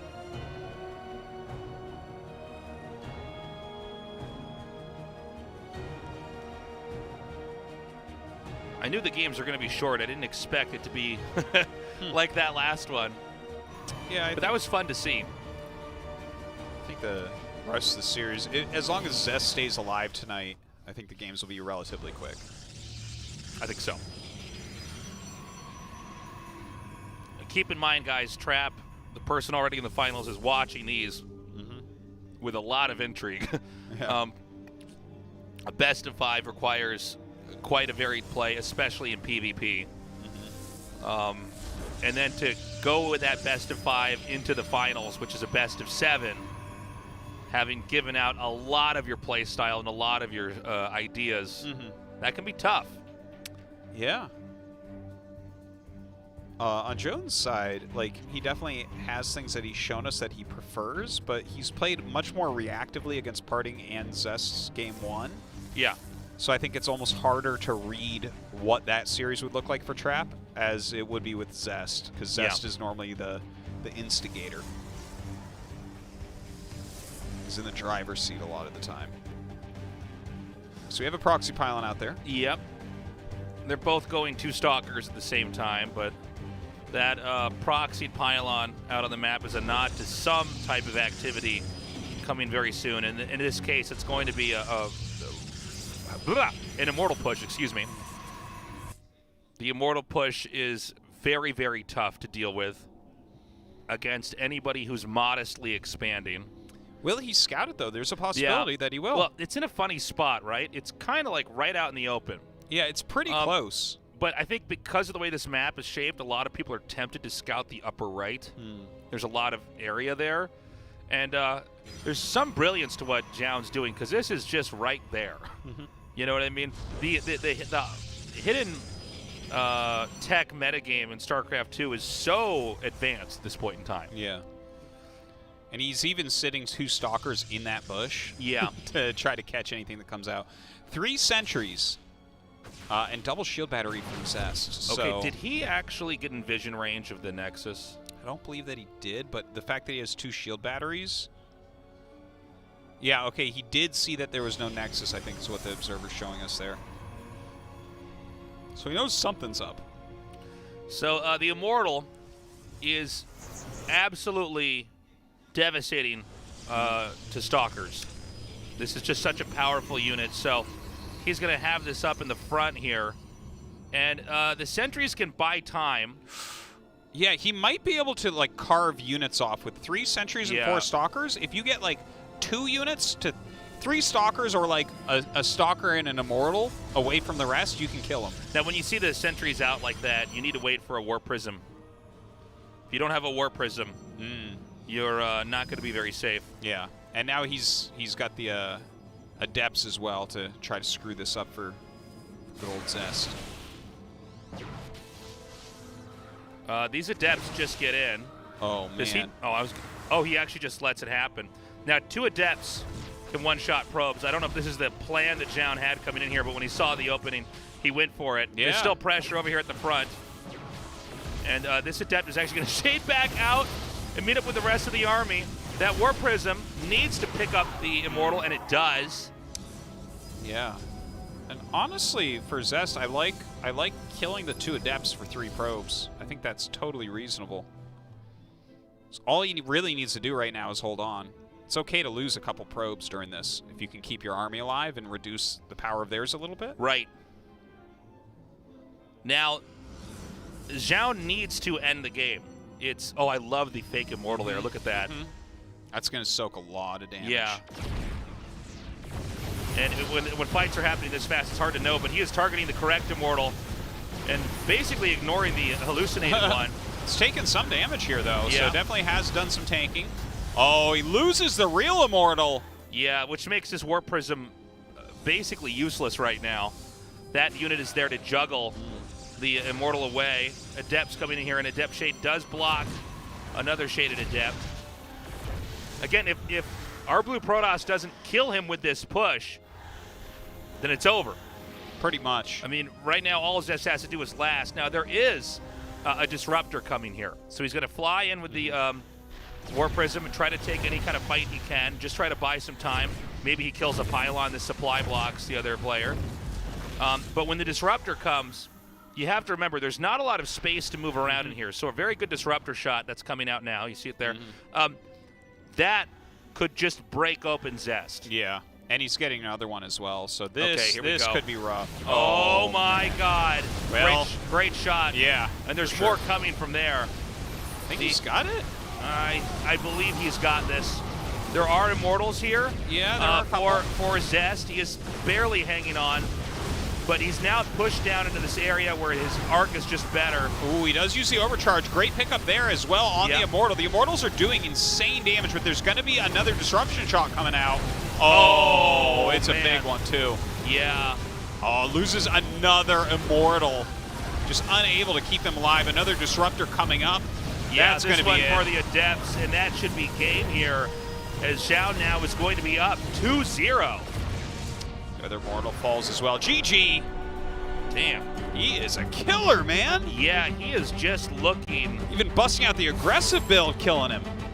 It's pretty crazy.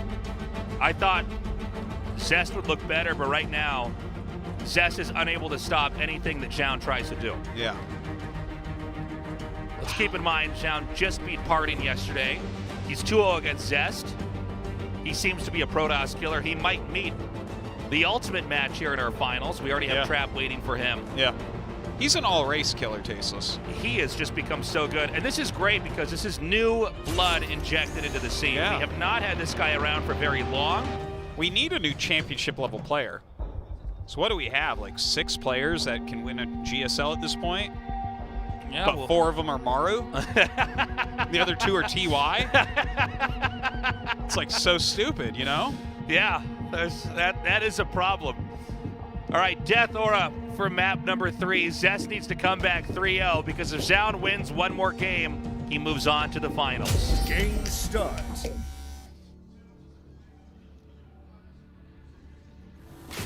Alpha X, Zone.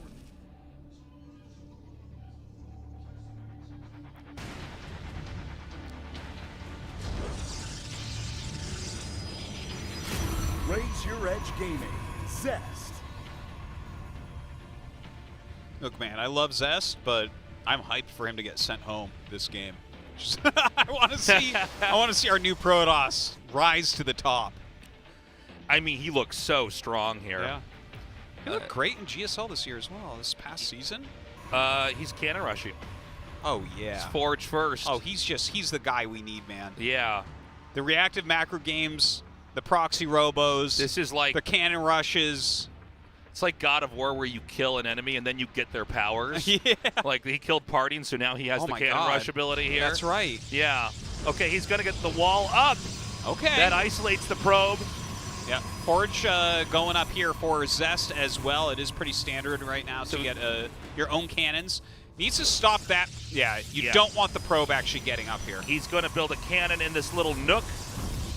cancels that, makes a second pylon, allowing the probe to get out. That was real nice. Yeah, That very was smooth quick. play.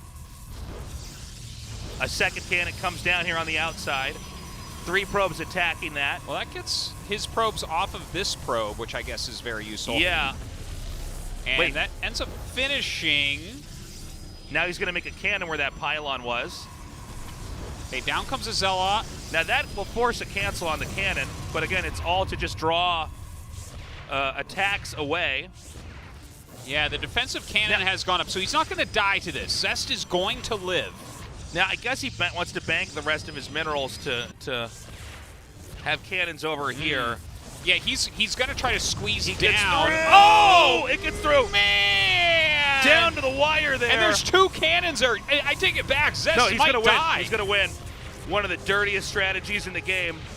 He'll take the pylon out now, and he can actually fill in this area down here at the bottom with more cannons. Look at it. It's 470 minerals there. Zest needs to make cannons there right now, and he needs this Zealot not to be over. He needs to recall the Zealot and dive on those cannons. Yeah, you're absolutely right. 100%. Like, he's over here fighting probes. The probes this don't is a matter. mistake. Yeah. It's going to come down to a few. He's dead now. Shoots that down. He can't, like, his 2 cannons are not going to beat the 3 cannons or 4 cannons, however many cannons we have here. Yeah, that's 4, now Dude, 5 cannons, and the yeah. 4 just been killed off, so he can't make anything from there. Now, the cannon did shoot down the probe, but, I mean, this is just too much. The probes of Zest to come down here and try to fight. It's just going to be too much damage coming out, even with a battery here. Oh, that's hilarious watching the battery try to keep this cannon into winning. But he's targeting go for the probes during pylon. all that. Oh, like, the overcharged cannon makes a lot of sense. He's actually, the cannon's being, it's a heroic cannon, no doubt. But he's just going to unpower everything. Well, how much energy is that?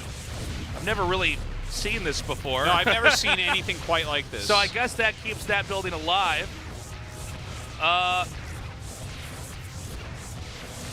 Wait Wow. for it. That's it.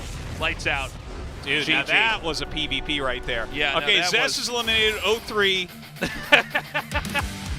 Yeah. Wow. That how long was that series? That was like 20 8 minutes. 20 man. minutes of casting for the other half of the round of 4. And this is going to be maybe our best Protoss versus Protoss ever. So I want to, that was so quick. We never saw like blink or charge or flying units or expansions. Yeah, like nothing basically. That's not how you play Artosis. I cannot wait to see what's going to happen here. Zest has been eliminated so fast, I feel like we were just getting warmed up for that PvP. Yeah. He shouldn't have even come into that. All right, guys. Coming up next will be Trap versus Zoun. Zoun, the newest player on the scene. He's got a different take on the game. He just smashed Zest. Yesterday, he smashed Parting. We were saying, with how strong Protoss is in this matchup, this might be the tournament where you just have to be the best PvP player to win. And I think we're going to see that here now. Yeah. Turns out. Guys, we have a short commercial break. We come back. Our finals, a best of 7 with Trap versus Zoun. Don't go away.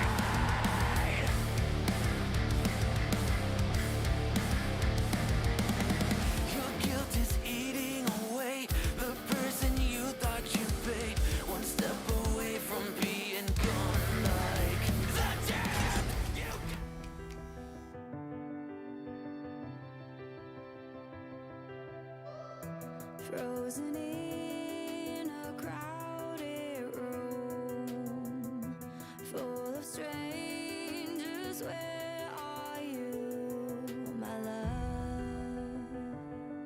my love? Will I taste your kiss again? Tell me this is not the end for us, for us. Hey, can you hear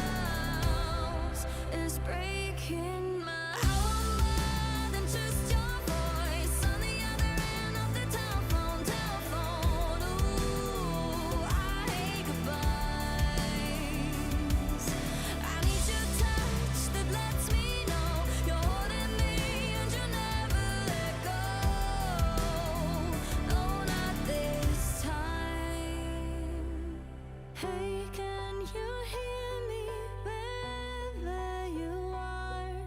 I'm praying to angels and wishing on stars. We'll find each other no matter how far, 'cause 5,000 miles is breaking my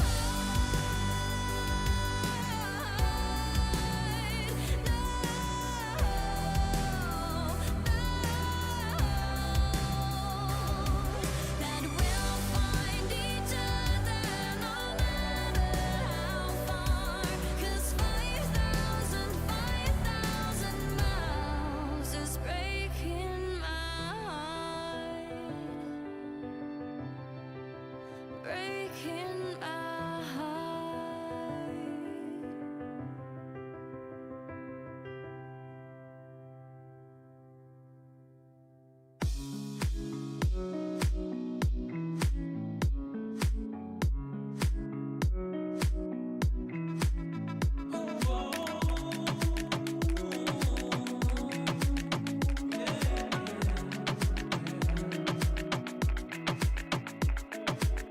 Breaking up, going back again. We know it's wrong, but we do what we can to fix what we had. When did it all become so bad? Is this love or something else? I just can't figure out myself. Maybe it's time for us to move on, but we can't let go, we can't be strong. Let me go. Let me go. Let me go. Let me go.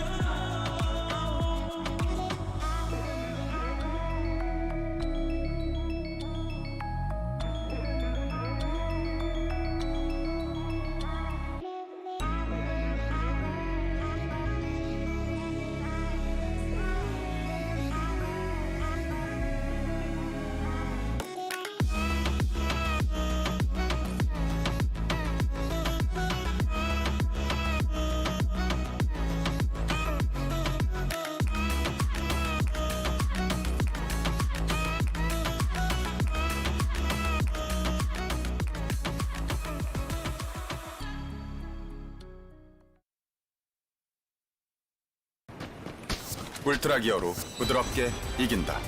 LG 울트라 기어 게이밍 모니터. 울트라 기어로 선명하게 이긴다.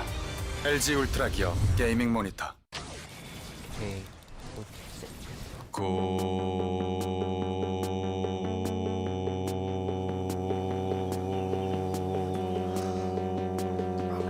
성능을 언제 어디서나 가볍게 즐기다.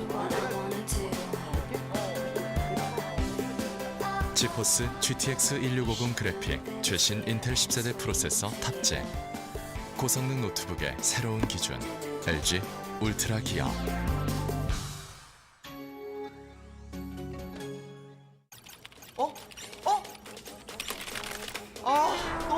벌써 포기하게? 아니 이번 시즌은 꼭 다이아 찍는다며. 아 그럼 빨리 달려야지. 달려 뭐해. 꽂혔다면 쏟아부어. 인생 직진 음료 핫식스. 이상한데? 그렇게 작아. 너무 안 보이는데? 보이지가 않잖아. 이거 쓸 수가 아니 없는데? 저 키워보라고.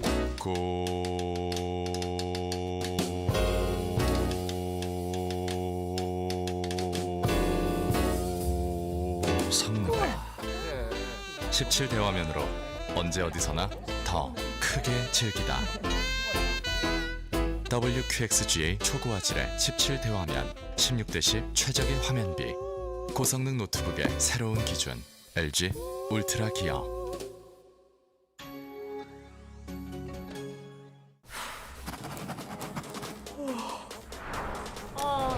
이번에 장학금 타면 노트북 지를 수 있어.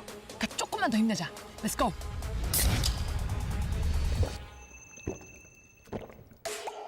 꽂혔다면 쏟아부어. 인생 직진 음료 핫식스.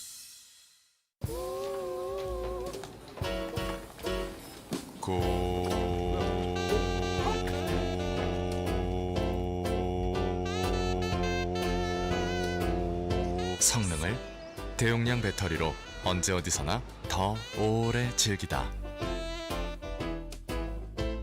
72Wh 대용량 배터리, 고성능 노트북의 새로운 기준, LG 울트라 기어.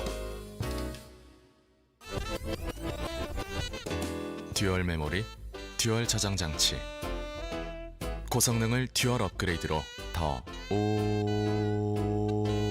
오랜 기간 즐기다.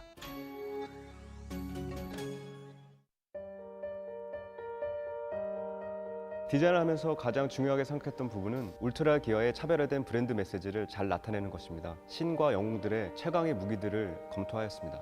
그중 니케의 승리의 날개를 모티브로 지금의 울트라 기어의 로고가 탄생하게 되었습니다. 울트라 기어의 이니셜인 U와 G를 비상하는 날개의 형상으로 레드 색상을 사용하여 강력한 에너지와 힘을 나타내었습니다. 울트라 기어는 최상의 퍼포먼스로 진정한 게임의 즐거움, 승리의 기쁨을 여러분께 선사할 것입니다.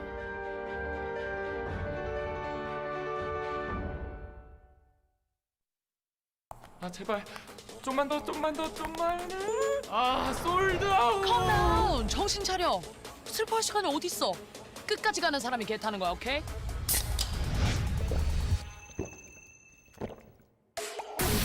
꽂혔다면 쏟아부어.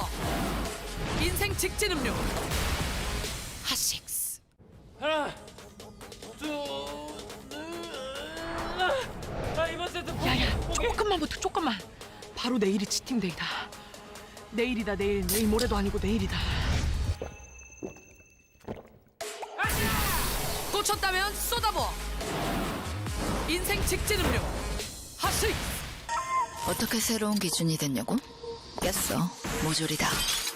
이제 숙취도 깨버려. 탄산으로 숙취 해소의 새로운 기준이 되다. 탄산 숙취 해소 시대. 가스강. Africa TV Free Cup Studio Live 2021 GSL Super Tournament Season 1. Welcome, my son. Welcome to the machine.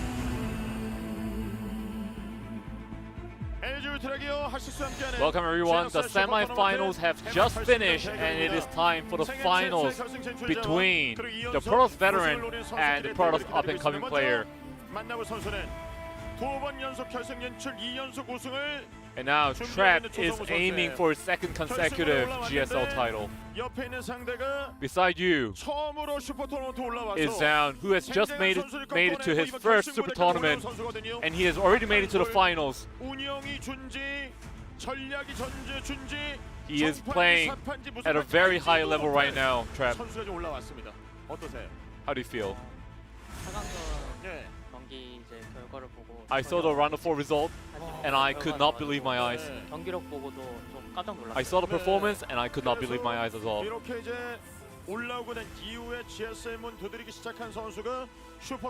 So now Zoun has made it to his first GSL last year and he has already made it to the finals of this season's Super Tournament. So are you worried at all, Trap? Why are you just smiling because you're confident? I think Zoun will be the one that's nervous, not me. You know, best of 7 is clearly different. And I've been playing best of 7 these days. And as a veteran and a senior in this league, I'm going to teach him a lesson. And Trap, you're showing great momentum right now, probably the best out of all the GSL players. And as you said before, best of 7 is different, okay? No tricks will work in that format. In order to win best of 7, you have to be good at everything. So you're saying that luck is no factor. Yes, that's right. And Zoun, a 1997 player, you have made it to your first GSL Super Tournament. You have defeated many strong players to be on this stage. How do you feel to meet Trap here in this final stage? I actually hoped that Dream would make it to the finals. I'm sad. In the round of 4, I played the PvP, so I might be the one at disadvantage right now, but I'm gonna try to overcome that. So this is your first time meeting Trap in an offline match, right? In the online match, you lost to him quite frequently. But Zoun of right now is clearly different to Zoun in an online match, right? And Trev has just mentioned that best of 7 is the real deal. So what do you think about that statement? I think that is right. That is correct. But I will win this GSL Super Tournament. And for the IEM, you can take it. Wow. What bravery there. Trap. How are you going to deal with that? Well, he can only say that because he can't participate in the IEM World Championship. But I'm going to get both. I'm going to get this title and the IEM. So I'm sure you analyzed Trap before coming here, Zoun. So you defeated Parting, you defeated Zest. All that's left is Trap. And you might be the Royal Roader of the Super Tournament. So anything you want to say before we kick off the match? I'm gonna win no matter what. Wow. Great determination there from Zoun. What do you think, Trap? Well, I don't have much to say because this is right before the finals. But if I do win, I think I can say more in the interview. I hope to have an entertaining match with him. And there was an interview with 2 players. How will this finals unfold between the 2 very strong Protoss players? A fantastic PBT waits ahead of us. We will now kick it off.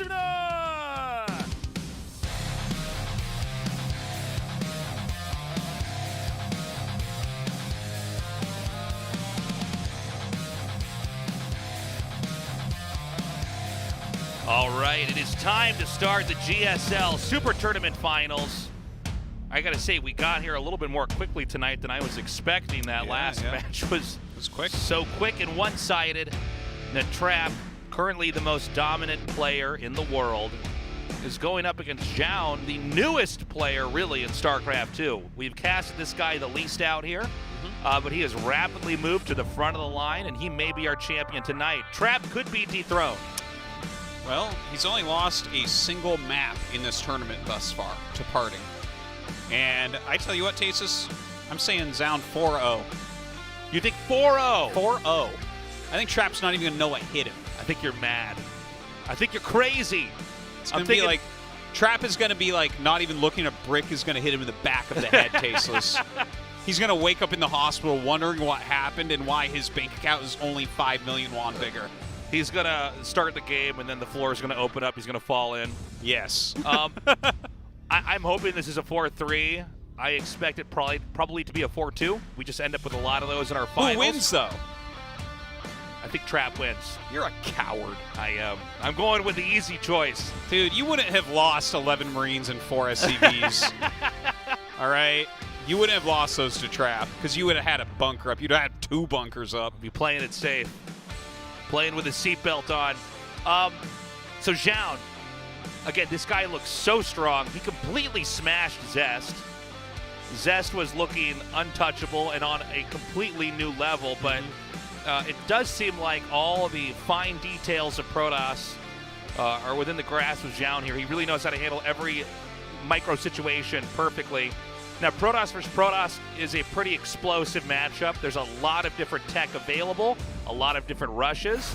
Late game is also very exciting if we get there, but oftentimes we do not, as was exhibited in our last best of 5, where Zoun just trounced Zest and is here now. Now, this is going to be a best of 7. All of our maps are available. We'll start out on the map Lightshade, and there's going to be a lot to this series because there's so much...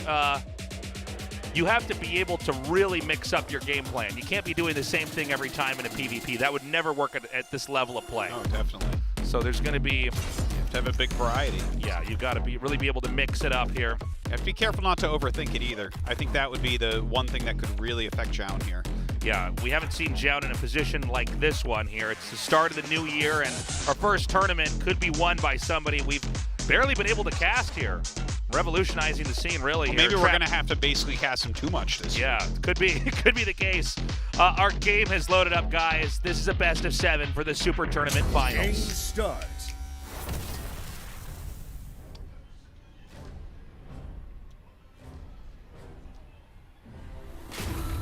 Africa Freaks, Trap.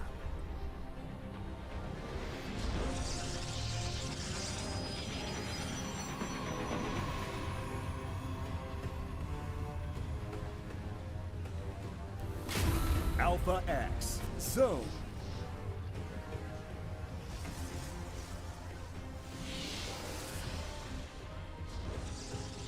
All right, let's go. Ready. So in the last PvP, we saw Zoun basically do 3 separate rushes. Each of them worked. Yeah. Let's see how often he decides to rush in this series. Trap, on the other side of the bracket, he had a different story. He had to defeat the only Terran left in our tournament. So we didn't see as much Protoss versus Protoss from him. So I'm excited to see what Trap's handle on the matchup has been. One of the features of Protoss versus Protoss is that there's so many different techs available early on. And the techs really dramatically shift the way the game is operating. So, and of course, with so many different techs available, you have a lot of different types of games depending on what the players choose to do. Excuse me. Also, there's a couple ways to just immediately lose a game. As an example, if 2 adepts get inside your main and you don't stop it, that can kill so many probes that you're really unable to recover from it. Yeah. But if we go to late game, again, that's a fun matchup too. Now, in this game, we see that Trap has hidden a pylon on the map, so we'll see what kind of tech he's going to hide out there. Yeah, somewhat forward pylon. It looks like... I mean, it's far enough back that it's not, you know, it's not like one of those close proxy positions. It's going to be a Robo or a Stargate? It's going to be the Robo. Okay, okay.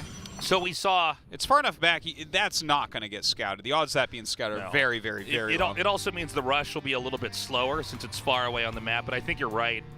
It's far out enough. I don't think that Zoun's going to find this, even though you can see he's looking for something like this. Oh, look at he that. actually might. Yeah, I guess he will end up scouting it with this probe. That's very well done. He's really going way out. Yeah. Very good game sense here by Zoun. So he's going to spot it right now. And that's going to be frustrating for Trap because that's early enough, finding that. Insta-Stargate against this. Yeah. And it's awkward for Trap because you can see the robotics is just now finishing. Yeah. It's not like you can cancel. You really can't try to play a different game. And so, I mean, the secret's been given away. This is going to be a very strong attack from Trap, but knowing about it is huge and allows you to try to preempt it. Now, we already know what he likes to do against something like this, and that is Stalker Phoenix, which we were talking about it somehow, like that's actually something that Alpha Star was starting to do in PvP, right. Which, for me personally, like anytime I see something a Protoss player is doing that is similar to what Alpha Star is doing, that's very exciting stuff because I think it's like very, very different. Oh, he's actually going Void Ray this time. I wonder why that is. Because we saw him go, we literally saw him against Parting doing a build like this, go Phoenix instead. Huh. All right, well, the Void Ray, I mean, you're going to feel pretty safe with that. He's actually countering with these 4 Stalkers. I think he might have to recall them. Yeah, that I believe he'll have to send those back home here. Yeah. So with the Warp Prism out, this is what really gives the push a lot of... It's very difficult to ever kill the Immortal is what I'm trying to get at here. It can be juggled so nicely here. But again, you know, this is a game where Zoun didn't expand. He's staying back, so there's not a whole lot of area to actually attack into.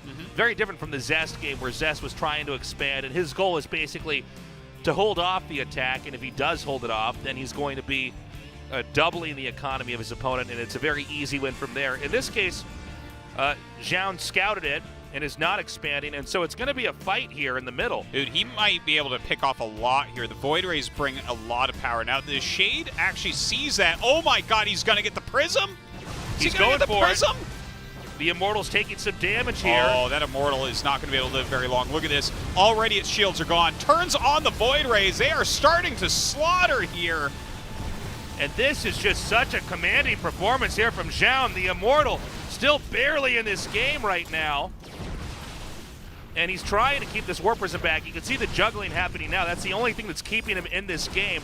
Now he's going to go for the pylon. And I think if he can just get underneath that Warp Prism. He's going to get his shields back. Oh, that was good micro from Trap. He gained a lot there. And now that key hidden structure is going to be unpowered as the pylon's been destroyed. I believe we're going to see him try to counter here with the Warp Prism flying up on the map and trying to go into the main here. Oh, he might get in trouble for that. Stalkers are actually finding it. Yeah. Not really able to get much done here. Pretty crazy first game to start things off. And now Zoun with his own counterplay is going to try to do a push up here into the main. Nobody expanding this game. No, certainly not. Twilight coming up right now here for Trap. Oh, he catches the Prism. That's huge. And now the Immortal goes down. I don't know that Trap's God. going to stay in this game. No, man. He completely got crushed and outplayed. Every minute of this game, Zoun has outplayed him. This is insane. Look at this. Is that a shield battery going down with the pylon right in front of his face? Yeah. I think he's going to try to shade in and end this game. Here comes that shade now. Chipping away at the gateways here. He is just dealing so much damage at the moment. Actually lets that shade finish, but pulls back out. The battery's now recharging the shields over here in So Zoun's push. valuable. Another gateway now eliminated. Oh, he let it finish. Oh, wait, we're not actually going to have a shot of it. We're not going to see what they're doing. I think they're trying to use the picture-in-picture. There it is now. Well, that's adepts from Trap. Okay, so Trap actually had adepts across the map as well, I guess. Does good not kill, quite good say kill. that. That's solid right there. And the fact that he's going for Blink, this can actually still be a Trap game. Yeah. If his Blink finishes and Zoun is still there, that's Trouble City. Yeah, that could be a real problem here. Zoun is leaning in even more, doubling down on this attack, sending more units across the map. I do like that pocketed tech here from Trap to just try to squeeze out Blink. Yeah, going directly into Blink is very smart here. But I feel like you've got to almost assume something like that's happening right now. And look, he's got the force field, so Blink is a one-way path. Is he going to blink out and try to counterattack? With Adepts shading up, I don't think that you can. Okay, he sees that Blink is most certainly being made. Okay, he pops out of his base. Where's Zoun's army? It's moving back out across the map. Yeah. Some of that army's fractured off and is heading further north. The rest of it's going to go back to where Zoun's expansion is. How much counterplay can Trap actually have, though? Well, he has an Observer. He has a bunch of Blink Stalkers. So a decent amount, I think, really. Let's see what he gets done. Some decent micro so far. Nice blink away. Zoun's expansion is almost finished here. And I like the 3 Adepts over here. He's going to try to counterattack inside the main kill-off probes. Looks like that probe actually spots it. Let's see if he's going to be ready for this, though. And so he recalls the Stalkers there. Now, is there any merit in trying to actually push across the map again with Zoun? Not yet, I don't think. I think you need 2 to 3 Immortals before you actually push. Like, one Immortal is not actually that scary. It's when you're getting 2 or 3 in a Prism where it's like, okay, you're going to really destroy. Well, we saw it earlier in that fight where Trap was able to buy so much time with literally just 1 Immortal and 1 Warp Prism to dodge the shots from the Stalkers.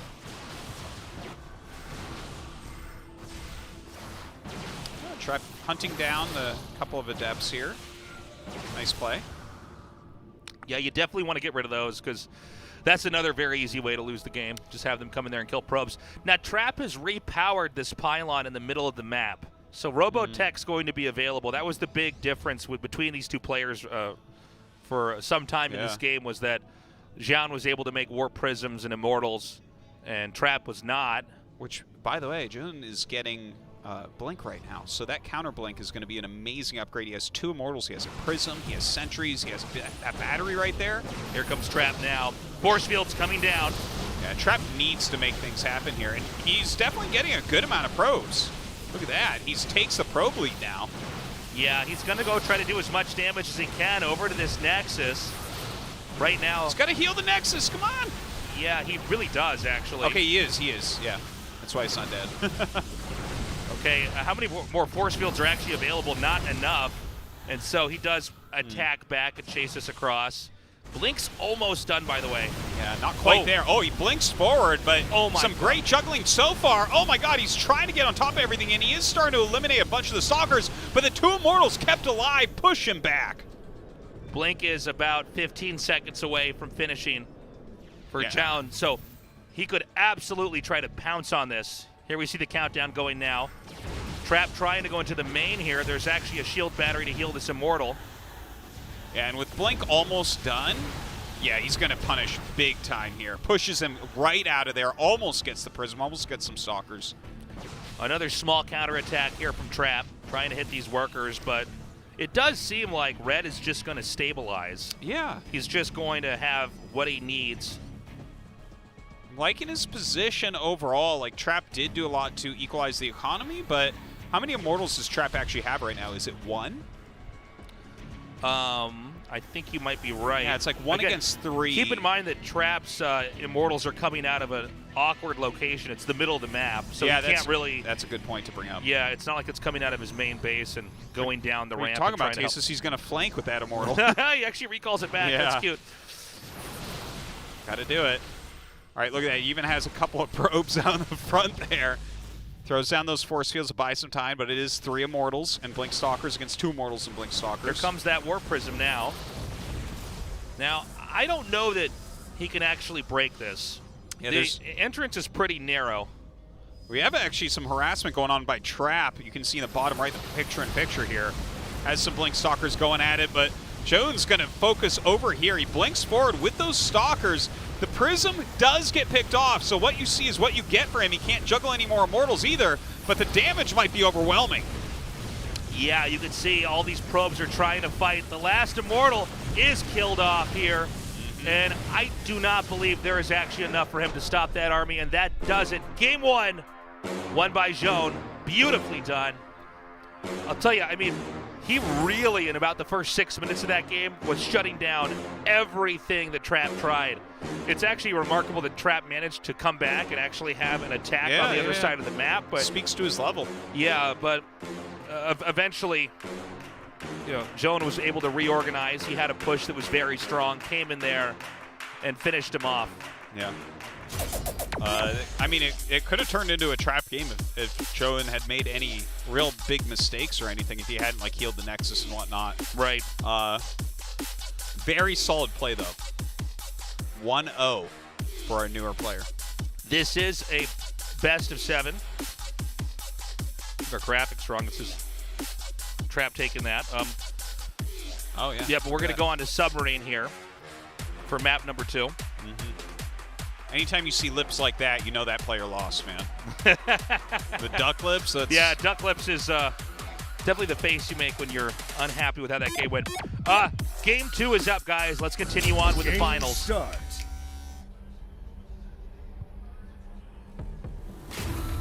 Africa Freaks, Trap.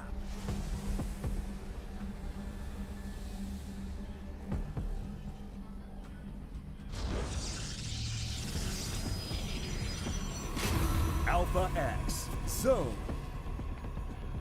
So just to be clear, our graphic was wrong. It was shown that won game 1 in a very impressive fashion. So we're here in game 2. Let's take a look at what kind of openers they're going to do. Again, there's so many different ways to play early game PvP. So I actually got some of the best early game really in StarCraft 2.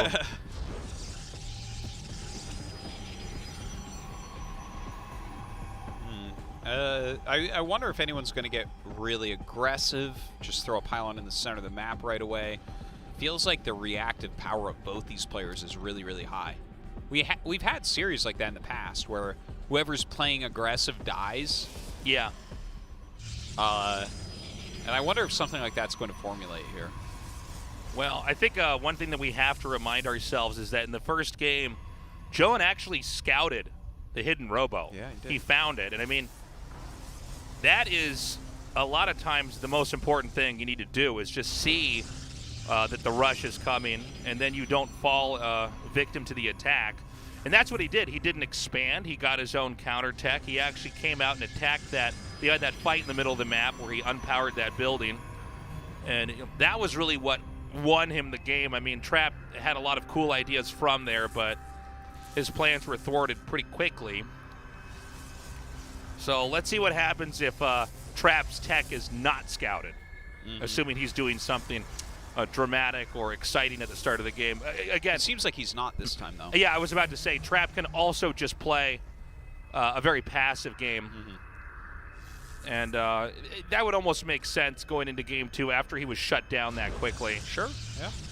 Well, his pylon placement is screaming that he wants to go for a Nexus. Yeah, just a very gradual expand build. Gonna lay down the pylon to see what actually pops out. Yeah, he'll cancel that after he sees what comes out of there. Stargate coming up right now.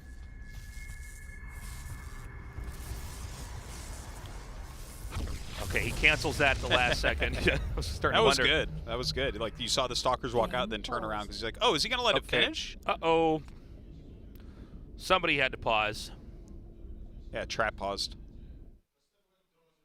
So we're going to send the ref out there, and we're going to see what the issue is. Whatever He's afraid. It is. He needs to catch his breath. Very rarely, but sometimes this stuff happens where... Is he allowed to... He said, I was informed that in-game he stopped. I don't know what that means, though. Yeah, I have no idea. Well, he'll figure it out.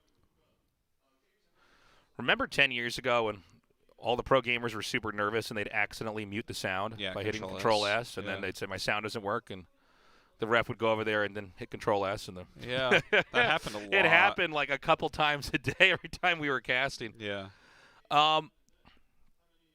So, quick recap here. This is looking to be much, much, much more passive of a game. We have a Nexus coming down right now for Zoun. And Trap is teching into a Stargate. Yeah, and it's actually a Nexus going up on the other side. So, like, late Stargate against the Nexus. Trap could be attacking here. Well, he's going to have to put pressure on minimum. Yeah, if one guy's expanding, the other's not. You have to do something. You either expand with them or you do attack them. Yeah. There's really no other options here. Doesn't have to do anything like full out or anything, right? Right. Quick Oracle is going to do some harassment damage no matter what. So you can have a slightly later Nexus because of that. Let's remember that Zoun is one Protoss versus Protosses to get here. He seems to be very competent in the matchup.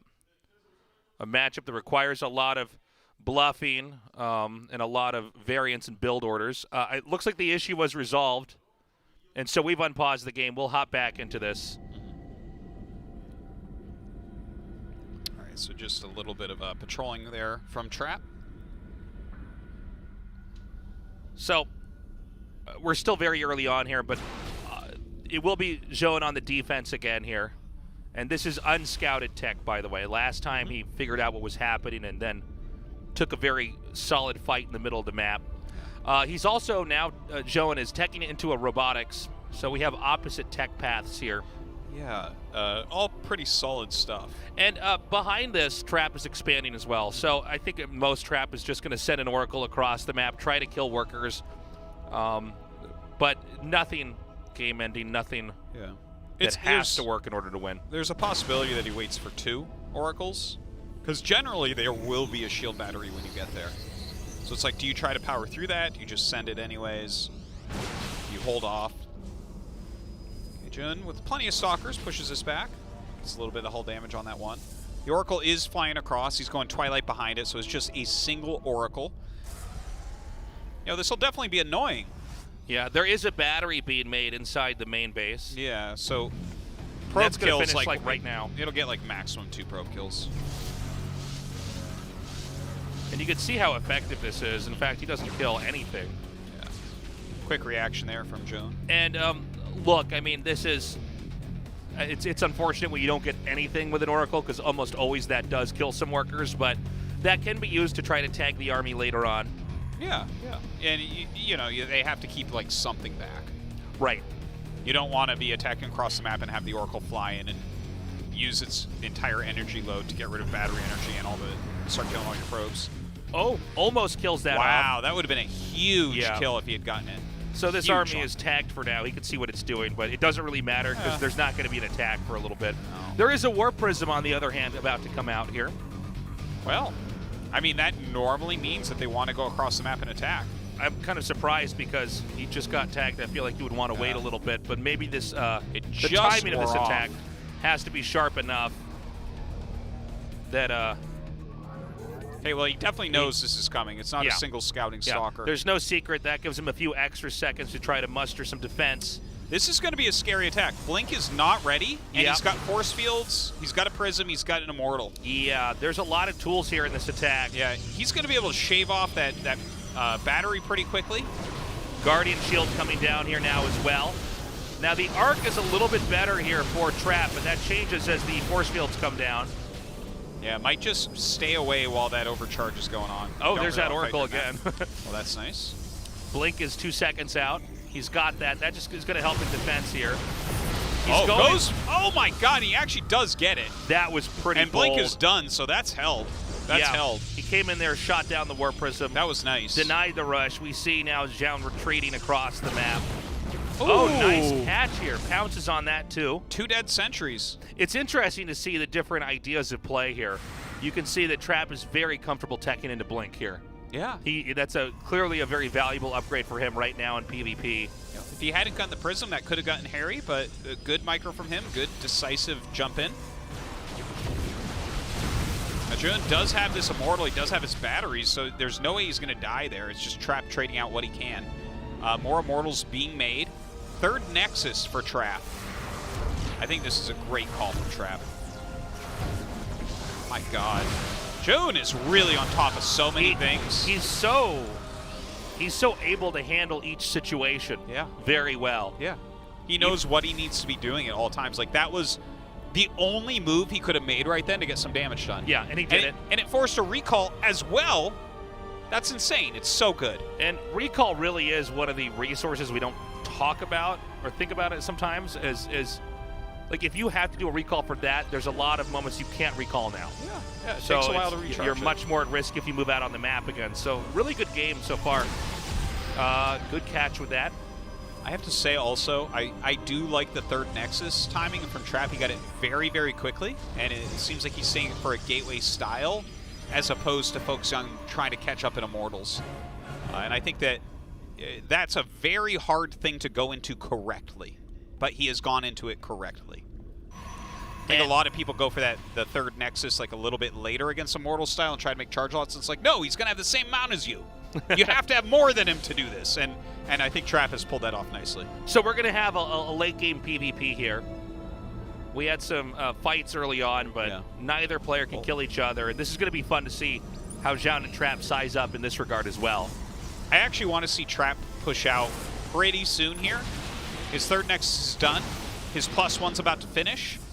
And his army, like, after he has, like, a few rounds of Zealots, it's not going to scale that well after that, right? Like, he's going to get his power spike really soon here. Like, maybe as this Robo finishes, he makes his Prism and goes. I think you're probably right. I mean, you basically, in a game like this, you can't attack unless you're able to reinforce on the spot, and so War Prism's very necessary. But Zoun is actually moving out now. This is a pretty fearsome push, headed south. And so we're watching Trap now set up. Yeah, Trap does have some Archons, but he does not have a Prism to kind of maneuver them around. Yeah, and these Stalker shots are doing quite a bit of damage. He hasn't even brought the Immortals in. This is kind of a funny tactic. He's just going to fight with this. I think he's actually trying to take off the energy on the batteries. Yeah, it could be part of it. Yeah, is there an observer with this army? I don't see one. Oh, this is huge. That's gigantic. Yeah, this is, he's going to now chase the rest of this away. Wait for that stun to finish. That was just, oh my God, that Stasis Ward just changed this whole game around. Yeah, now where does he blink? guess it doesn't matter because you just blink right after that and kill Well, I it. think what you're trying to do is bring up your army to hit the second it finishes. Yeah, he's going to blink back. Yeah. Don't know if he could have done better than that, honestly. Yeah, that was pretty good. Yeah. We see Charge Lots diving now on top of this army. The War Prism is picked off. Pretty insane play there by Trap. Yeah, he played this well. Oh but my God! I think that's it. This yeah, game, I think Zoun showed actually some poor decision making with that last attack. Agree. If you're the Immortal guy and they're the Gateway man, you need to wait for +2 Archon charge to be done for yourself, because you're going to be ahead on the attack upgrades generally. Plus, you have the Immortals, which scale much better in the late game, but you must be able to stop the massive Zealots that they're going to end up with, and that is something he did not do. Obviously, the Stasis War caught him, which exacerbated the problem. Right. But well, I think he should have waited. You have to expect the map is going to be booby-trapped on their side. Sure. He walked right into the stun. And then there was a forced fight. You can't just lose that many Stalkers. You can't just go home. And that was the fight the Trap needed.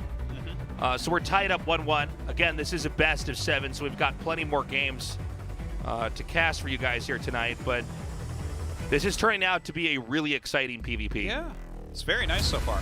Tied up. Let's do it. Start it over, but make it a best of 5. That's right. Now it's best of 5. Our map is loading up.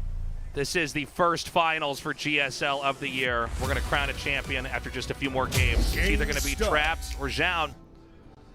Let's see who gets closer to that victory here in Game 3. Africa Freaks, Trap.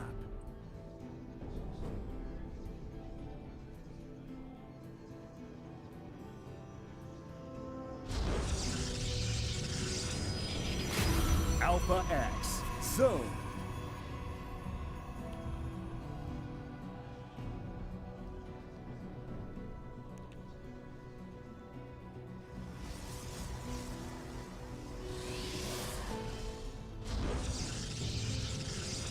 Okay, so we've had one pretty action-packed, explosive game, and then we had a pretty drawn-out expand game.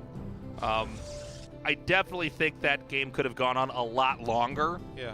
Had Zoun not, I guess, overplayed his hand here. He really wanted to look for a fight.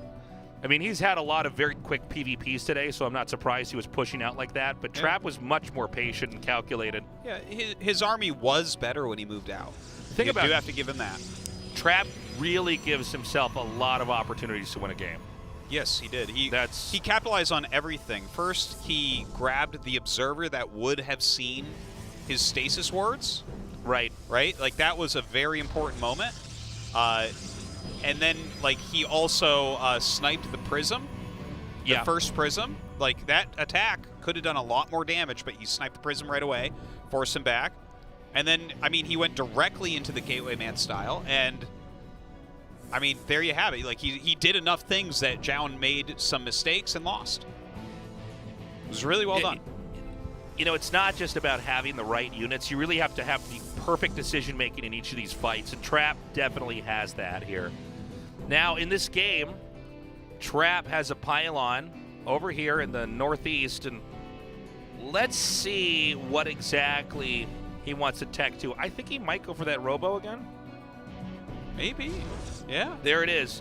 Okay. So we talked about this earlier, but there's a lot of ways to play the matchup, and randomizing your approach is pretty good. And funnily enough, I think this is actually kind of brilliant to just do it again. Yeah. In Game 1 when he did this, it got spotted and shut down, and a lot of players would then abandon the build. Okay. But then to slip it back in after winning a different game in Game 2 is pretty smart, especially if this doesn't get scouted. I think we could definitely see Zoun caught off guard. And it looks like this game he's playing one where he's got his Stalkers out. I don't think he's going to let this building get spotted. You know, this particular build, the Proxy Robo, was actually the biggest problem with PvP overall, because it's like out of all the different cheesy early game things you can do, this is actually the strongest.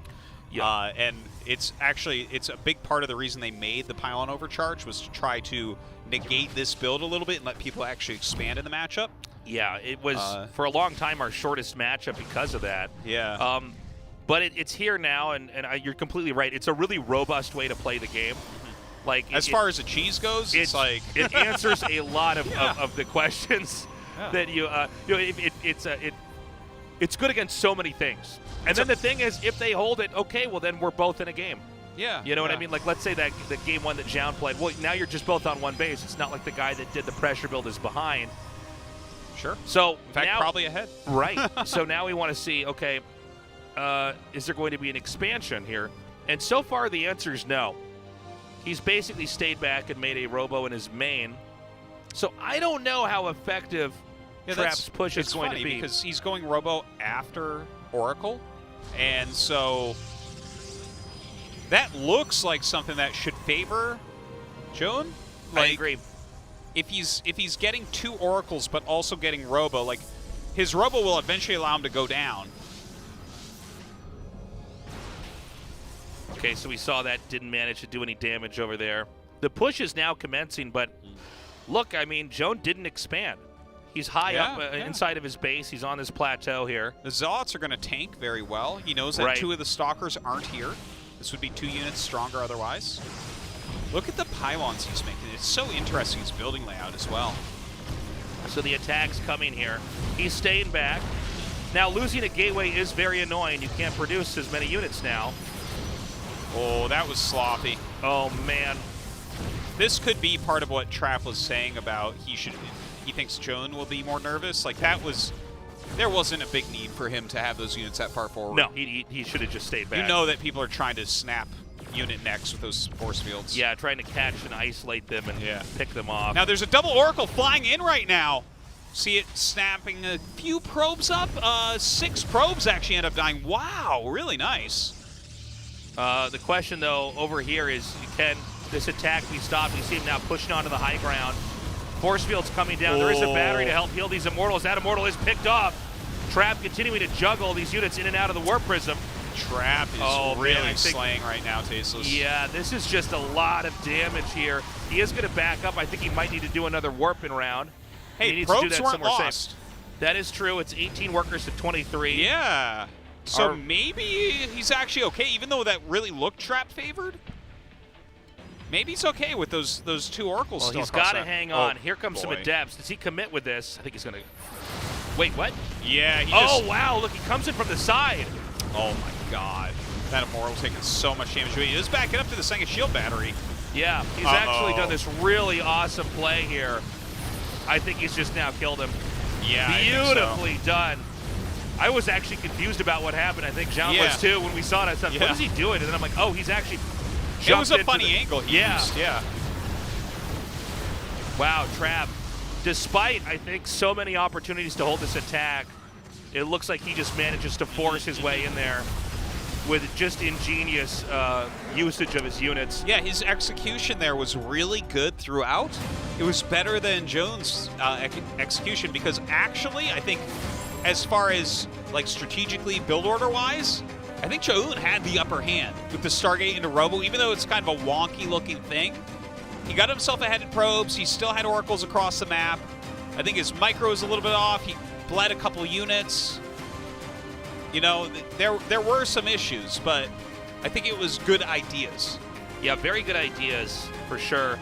It's funny because on paper, I think Zoun holds that attack, but I think what you said is very true, is that he did maybe seem a little bit nervous. Could be. There was some stuff close enough to the edge of the ramp where Trap could catch it and kill it. Guys, we have a short commercial break. We come back, Game 4 of the GSL Super Tournament Finals.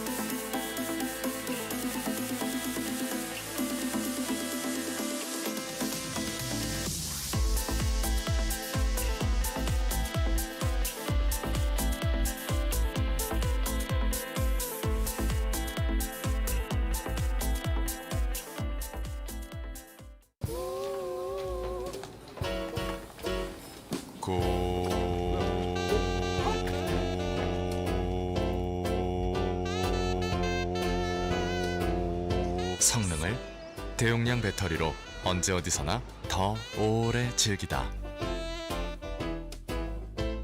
72Wh 대용량 배터리, 고성능 노트북의 새로운 기준, LG 울트라 기어. 듀얼 메모리, 듀얼 저장 장치, 고성능을 듀얼 업그레이드로 더 오랜 기간 즐기다.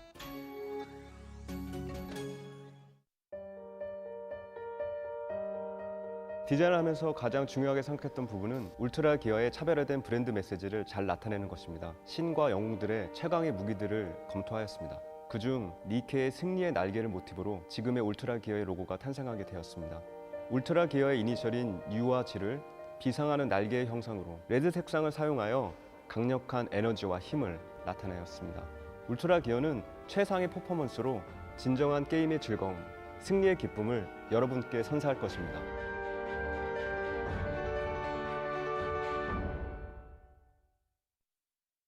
아 제발 좀만 더.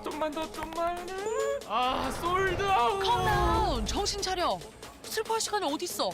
끝까지 가는 사람이 개 타는 거야, 오케이?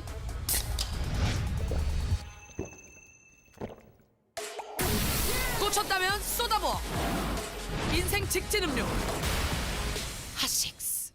하나, 둘, 이번 세트 야야, 조금만 붙어, 조금만. 바로 내일이 치팅데이다. 내일이다, 내일 모레도 아니고 내일이다. 꽂혔다면 쏟아부어. 인생 직진 음료. 핫식. 어떻게 새로운 기준이 됐냐고? 깼어. 모조리다. 이제 숙취도 깨버려. 탄산으로 숙취 해소의 새로운 기준이 되다. 탄산 숙취 해소 시대. 가스강.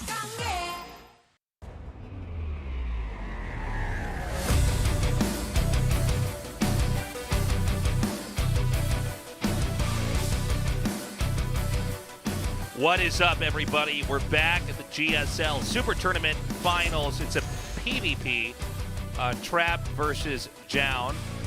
We're going to map 4. It's going to be on Death Aura, and this is going to be pivotal because it's either going to be tied up 2-2 or Trap is going to take a massive 3-1 lead.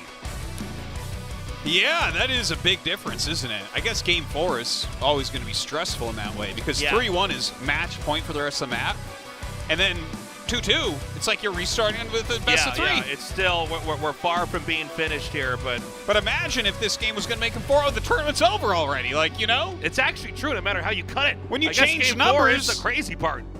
Numbers change everything. Wow. Yeah. Someone get that tattooed on me. That's crazy. Guys, our game's loaded up. Trap versus Zoun in the GSL SuperTournament Finals continues on. Africa Freaks, Trap.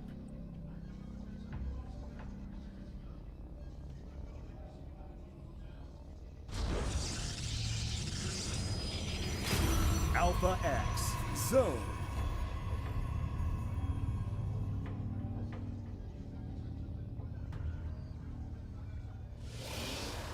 I want to see Zoun. We're having such a hard time with his name. We keep calling him all sorts of different things. Yeah, but we found out we were pronouncing this guy's name incorrectly many tournaments after. He's named after a Chinese warrior. Is this correct? Yeah. From the like the what's it called, like the Romance of the Three Kingdoms. It's like it's like history of ancient China, but also it's like fiction. It's like historical fiction type stuff. Mythology. It's like where, like, guys, like I read the first 2 books. I'm on the 3rd book of it, and I know the character, and he's actually like top 2 warrior of all time, basically, in ancient China. Is the guy that he's named behind. It's true in this tournament too. He's at least top 2 no, warriors in SuperTournament as well. He's like Liu Bei's like 3rd most important lieutenant, and like lives longer than the other 2, and like he's just like he's like one of the guys where like he charges an army and the army turns around and runs like that type of thing. But Yeah, it's the books are actually really good. In this game, we don't have a pylon hidden out on the map. So it's actually possible to have both players play a passive game to start things off. Trap, again, has been the dominant player of 2020 and could continue his reign of dominance into 2021. Yeah. Depending on how this tournament goes. And then on the other hand, Zoun is basically the newest GSL player. He's got the fewest GSLs out of everyone that's regular now. That's right. Many of the players that we cast here are basically fixtures of the show at this point in time. They've been the best and the brightest for a long time, but Zoun is very new and is, as far as it appears, rapidly accelerating past his peers. He's climbing the ranks. Performance. Yeah. Ooh, Stargate. Yeah, Stargate coming down now for Zoun. We're still waiting to see if there's any significant tech revealed here for Trap. But for now, with the minerals that Trap's banked, he's just going to make a Nexus. We'll see what the tech is then a little bit later on. So it's actually kind of similar to that previous game, right? Where it's like Stargate into a Nexus just barely later. Trap pushing these Stalkers back. Going to get a little bit of hull damage. Not quite a kill, though. Run! Out of breath. Yeah, this is a weird sequence because they do manage to catch up to them and do damage. Oh, I guess he's not going to pursue that any further. So there's an Oracle coming down now, and that's going to be headed out. And he's actually going to get a great scout with this hallucinated Phoenix. Sees everything here. He's going to be able to see the Nexus and then die.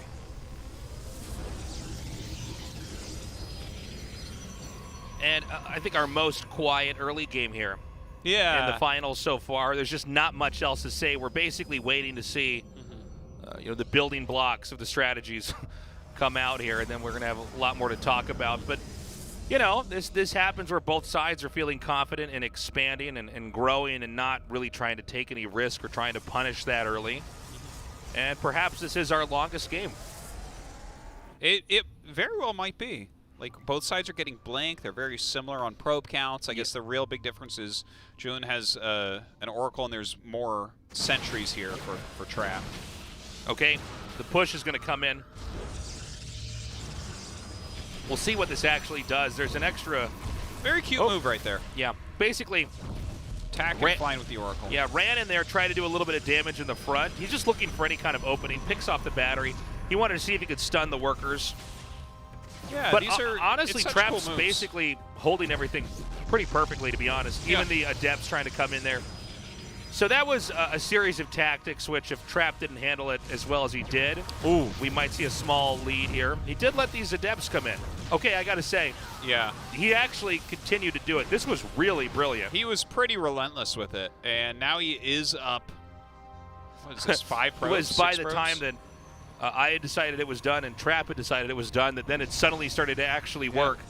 Well, you and he do not get to decide when it's done. Yeah, because it's literally Zoun that's attacking. He's committed, and that worked out very nicely. I mean, considering that nobody can kill each other early on, to come in and then have a little engagement like that, and then kill off a couple workers and get out without losing anything of significance, it's pretty impressive. Yeah. Third Nexus is coming up for Trap, and then a Robo as well, but 2 more gates for Zoun. I want to see what the actual gate count is. I think that's bringing him to 4, and I think he's going to attack. Like, he cut all the fat out of his build. He doesn't have additional attack. He doesn't have sentries. He just has the Oracle. So I feel like no matter what right now, he should be confident that he has more Stalkers, and that might be worth pushing across the map and seeing if he can mix it up again. I like this attack up here by Trap. If he could just, that's an uncomfortable spot. That because was you can see he's so close to killing it. He's like, do I stay here or not? Yeah. And now he's getting chased. He actually got a kill on it. Yeah, this is a funny situation because a lot of games are won and lost in moments like this. It's one of the things you first start to learn when you're really improving is like, okay, do I actually stay around and try to kill this thing? Or is this an overextension? So he actually killed the Nexus, right? It wasn't canceled. Yeah, he killed it. Yeah, so that's a big loss there. But Zoun's going to try to counterattack. And you could see, okay, we might end up in a mirrored situation. He's going to come down now and try to get this third base. He wants to try to even this out. Now, this is something that cannot be canceled. So Yeah. Trap has to either give this up or fight it out and defend it. It's taking a lot of damage. He's going to run down these steps here. Actually, he has a lot of stalkers, but there is that immortal out. Some force fields go down as well. This looks like it was saved. So it looks like it so far. Yeah, it looks like it more now with that warp in. Yeah, and now, oh, is he going to keep pushing out here? So the one immortal that's in this fight really makes it difficult for these stalkers to stay around for too much longer. I think Zoun may just head back home. It's also possible to try to come in from a different angle. Yeah, maybe he tries like a blink in the main. I see the Oracle was waiting on the side, so I think this is for spotting. I think you're right. But, oh, it looks like he thought that might be happening. He thought it did. He came up and checked. He's just, I don't think he can quite see this. Now he does. And there's going to be another fight over here. Oh, that was beautiful by Trap. If he hadn't done that, then there would have been an opportunity for some big damage. Yeah. Now, this all really goes back to that fight in the northern part of the map. He killed the Nexus and then got away. So the third base is finished earlier here for Trap. So he just is going to have a better engine of production. Yeah, that is very nice. But Yeah. you know what? The probe count is very similar. Yeah. Trap does have a bigger army. He I does think- have more immortals. Is Trap- That's scary stuff. Trap is just going to expand it again here, taking a fourth base. That makes some sense. That's smart because if you look at it from Zoun's perspective, he's got his third base up later, so he's just trying to play catch-up. But, in fact, Trap is cutting corners like crazy. And I don't think this is going to be a committed attack. I think he's coming out across the map, and he's going to run right up there, and I think then warp back home. He's going to try to make it look like he's committed. Now, if he gets a good engagement, he might stick with it. But I think what he wants to do is cause him to panic, and as this attack heads back home, he's going to have even more probes mining. Yeah, with a fourth that's- base up. maybe It that's just the way to cements do his it. lead. A little blink up there. Counter blink to pick off a stalker of his own. Ooh, kills that observer. That's a good snipe. But again, I don't think that Trap is intending to commit at all with this. Wow, Zoun also just takes the fourth base immediately. These two are a pretty darn good match for each other. Yeah. There's a lot going on here with these two guys. This is very cool stuff. So Zoun's going to come out now on the map. The feigned attack from Trap is over. He's going back home. He's going to set up and try to defend. Now, this fourth Nexus finishes before the fourth Nexus for Zoun. So, like, oh, wow. Okay, a Warp Prism headed into the main here. And he's going to have that small attack over there as there's this big attack here at the fourth. Trap shuts that down pretty handily. Yeah, it looks like this will be cleared up by his own Zealot Warp in here. Bit of a recall. Picks off that Prism. Not too much damage, but does a bit. Down by 8 workers. Now, he did force that one recall. You don't have another recall for a while. So when he warped his whole army back home, there's a chance that you could have another little counterattack there from Trap. Notice that Trap is he's a step ahead this whole time. Yeah. He's actually getting double Robo Disruptor right now, which is, like, when you're this high on this type of army, Disruptors can rip everything apart. So to have the first 2 Disruptors out is huge. Yeah, and they also changed the math entirely. Yeah. I mean, you can even see these fights. It's like they're trying to find positions. Like, we're about to see Trap block him at the bridge here. I don't think you can get up. Well, he actually might with the Archons. He does have a lot of supply and everything. Yeah, but it's just not a you good see angle. those Disruptors, and you're like, well, you know, those can kill 10 supply in one hit. We're seeing those Disruptor shots come out. You cannot be near that. That's 2 Disruptor shots. If you're going to go, it's now. He's going to wait it out. Okay. Well, he's missing that timing completely, which is okay. But, yeah, I don't think he can attack him now at all. There's just too many Disruptors. Okay, here's what he wants to do. I think he's going to try to fly into the main with this. Trap doesn't see it yet. It's out of his vision. Maybe rotate to the 3rd and then fly into the main? Zoun taking a 5th. He's going to actually pace ahead now. Oh, wow. And he is going into his own Disruptor tech. All right. Trap now going to barrel down his ramp. He's now chasing this army. You can see those Disruptor shots just the edge of that. When those get connections, I mean, they obliterate anything they touch. So now we're having a chase here. shoots down that Immortal. He's going to try to retreat. Yeah, Trap doing some harass during this, but it was blocked reasonably well. Oh, that's so funny. While he was running, he just bumped into the 5th base. And now he's going to attack it and try to get rid of it. You can really see. You definitely want to try to avoid getting hit by that. Dark Shrine is almost done here for Trap as well, so DT Blink definitely going to be on the way. Oh, my God. Big disruptor hit. Yeah, and I think the fact that Zoun was out of position now, I don't think he can salvage this base. Oh, but here comes a big attack from below. Okay, oh good my God. flank. This flank over here is insane. Yeah, but still a lot of units here for Trap. The Zealots, though, getting on top of absolutely everything, doing some massive, massive damage in here. Warping that does include DT, so that should turn the tide of this battle. Great play here, going for that Warp Prism. Ooh. Gets shot down. He's going to go for the Disruptors now. And look at that, even with the DTs attacking him, he just dives on this, knowing it's hard to get away at this point. That is just an absurd amount of damage that he just did there. That flank was beautiful. Now he's going to try to get these Disruptors here.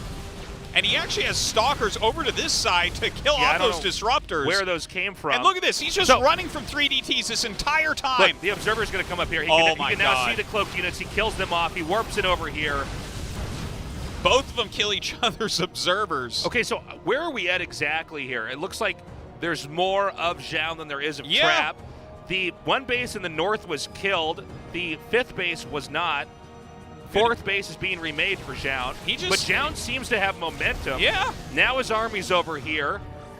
I don't know that he can break this, though. I think he's thinking twice about it. There's a small counterattack going back to that 5th base, too. He has more of everything, including Nexuses. Yeah. So it's a big, big deal.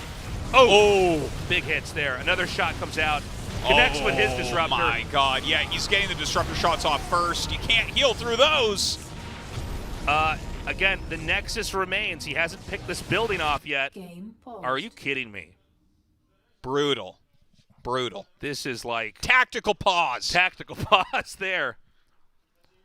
I've been informed that Trap has paused the game. So this is going to be... I don't know what we're going to do here because there's been a lot of fights that have happened. He said the screen froze or stopped. Huh. I don't know what that means exactly, but that's what I was told. Just like graphically, maybe it froze maybe it for a skipped moment. or something like that. Yeah, could be. Could be. So, I mean, the refs are going to have to decide here, but this is kind of a tricky situation because, I mean, this is one of those butterfly effect games where it's like each event led to a different situation, and there is the ability to rewind the game and go back, but I don't know if we'll do that and when we'll do that. And the game still can go in either direction. Right. Disruptors really add a lot of volatility, but Zoun is winning as of when we paused. He's got more probes. He's got an additional base. He's got more Zealots. He's got a similar amount of Stalkers, like down 2. He has a Prism, and he has 3 more Disruptors. So that's pretty significant. This is by far the most technical of all the games we've gotten to see in PvP here. Okay, I've been informed we're going to unpause the game. I do believe there's a limit on the number of pauses we allowed, too. I mean, it is okay if it's a technical situation, but since we're not going back, I don't know if they're deeming it as a... Well, if it's a PC error, it's not his fault, right? So I don't think that they would count. No, I don't think you'd issue a yellow card to that. Yeah. Okay, we're back in this game, right in the middle of this fight, right where we left off. We don't have it on camera, but in the center left of the map, there's another smaller fight. So you can see he's doing a good job dodging the Disruptor shots. The hidden DT is spotted. Oh, my God. He needs to protect these. Oh! That was insane. He got in there and killed it before the shot could finish. Oh, a huge Disruptor hit there as well. Is it going to be enough, though? We've got a lot more Warpins coming here. Oh, my God. He's just picking off each and every one. Zoun losing so many Disruptors here. Is he going to go from a win to a loss that quickly? I think he might. Holy crap. I think he might. He just handled that very well. That's insane. That was he was all actually about well control. ahead. He manipulated the environment so well there. And by the way, that 5th base is killed. I'm just now seeing on the mini map. There's a 6th. No, that's a 5th base there for Trap. Excuse me. Oh, that's craziness. Can he actually go all the way across though? I think Jolin will hold on right now, but the fact that he lost his Nexus and all of his disruptors, like he's behind now for sure. Yeah, we're having another fight happen over here. Oh, we got Immortals back in the fray.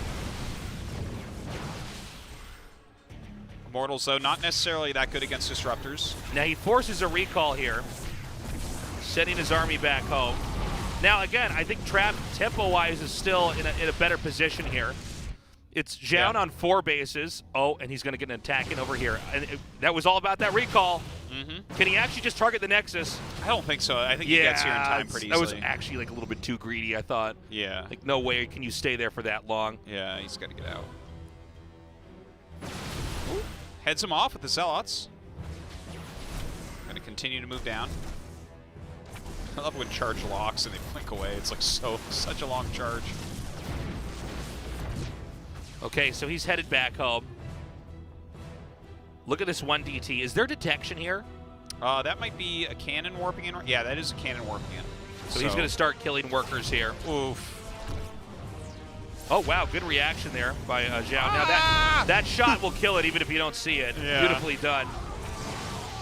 Does lose a chunk of probes. Looks like Zoun spotted this new fresh base down here. Yeah, let's see if he can knock it out. It looks like he has more than enough units. Well, right, the rest of the army coming over. Yeah, the flank comes in. Now, 6 disruptors for Trap. That's hard to engage. Oh, he's coming with a disruptor from behind, though. Watch this, Tasis. Watch these disruptors. Here we go. Oh! And he's going to get the disruptors! What? He killed it right before the big shot. Oh, my God. Hero disruptor. Zoun is just going to collapse on this base. A perfectly orchestrated attack. Great pullback on those Zealots as well. Crazy. And now Trap is dead. Yeah. In the blink of an eye, a perfectly coordinated attack. I don't think that there's any way to stop this avalanche of Zoun units coming across the map here. I mean, Trap's going to try to hang on, but... Wow. This has been an insane game. Okay. I think this is the killing blow here. Trap just cannot hang on, even though, and Zoun is just getting further and further ahead here. We're not even seeing production. Got to be a frustrating moment. It looked as though Trap was slowly in the lead and probably going to close this out, but now it's going to be tied up 2-2. And that's given us an excellent PvP series. That's right. And honestly, like, so far, I like the series more than last Super Tournament with stats versus Trap. Even though that went to 7 games, that was like Trap throwing, right? That was him getting way far ahead and then being sloppy. These games are tooth and nail. Yeah. Okay, guys, we are going to actually change Trap's computer. We have backup computers here in the studio. And that means we're going to have a little bit of downtime here. Every once in a while this happens at an event we're doing. So they're going to inform Trap that they'll swap out the PC, whatever the issue is. Figure that out after the show's over. Yeah, they're reasonably quick at fresh, that. Yeah, fresh PC, plug that in. It seemed like there was some kind of graphical issue going on. The screen was stuttering. It's freezing or something. Yeah, obviously he was still able to play through that game, but that's rough for Trap now. Tied up 2-2. So it's going to be whoever wins the next 2 games. Well, this might give some time, actually, for Jolin to calm down a little bit. Well, that was... He might have a lot of adrenaline after that game. That was crazy and back and forth. Well, he was behind for most of the game. There were some issues. And Trap was playing very well, but when he hit him from behind, you know, in that fight, we can zoom the screen out and really see everything, but he didn't see in that moment that shot that was going to connect with him, and that really screwed everything up. That was our longest PvP these guys have played, the most passive early game. But I don't know if we're going to have another long game after this. We could have another short, explosive match. Most of our Protoss vs. Protoss games in the tournament have been pretty quick rushes or attempted quick rushes that then fail, and then we go into a late game. But that time they were both very passive. Yeah, yeah. Well, I think that they're starting to feel each other out and realize how hard Yeah. it is to actually kill each other. Even with proxy robos, it's like, well, we're just going into a macro game. Yeah. So maybe it's better to just jump forward with that. You know, thinking about that game a little bit, the difference in the early game was the 3 sentries versus the Oracle. Right. And it was so interesting to see how they ended up using those. You know, like the harassment, the pressure that was being put on, where he like dives in with the units, traps units come forward, the Oracle swings around the back trying to kill things. But I feel like the way that tactically that was really brilliant from Zoun, but the solidity of Trap was so impressive. Yeah, I like the part in that last game where we had that attack come out.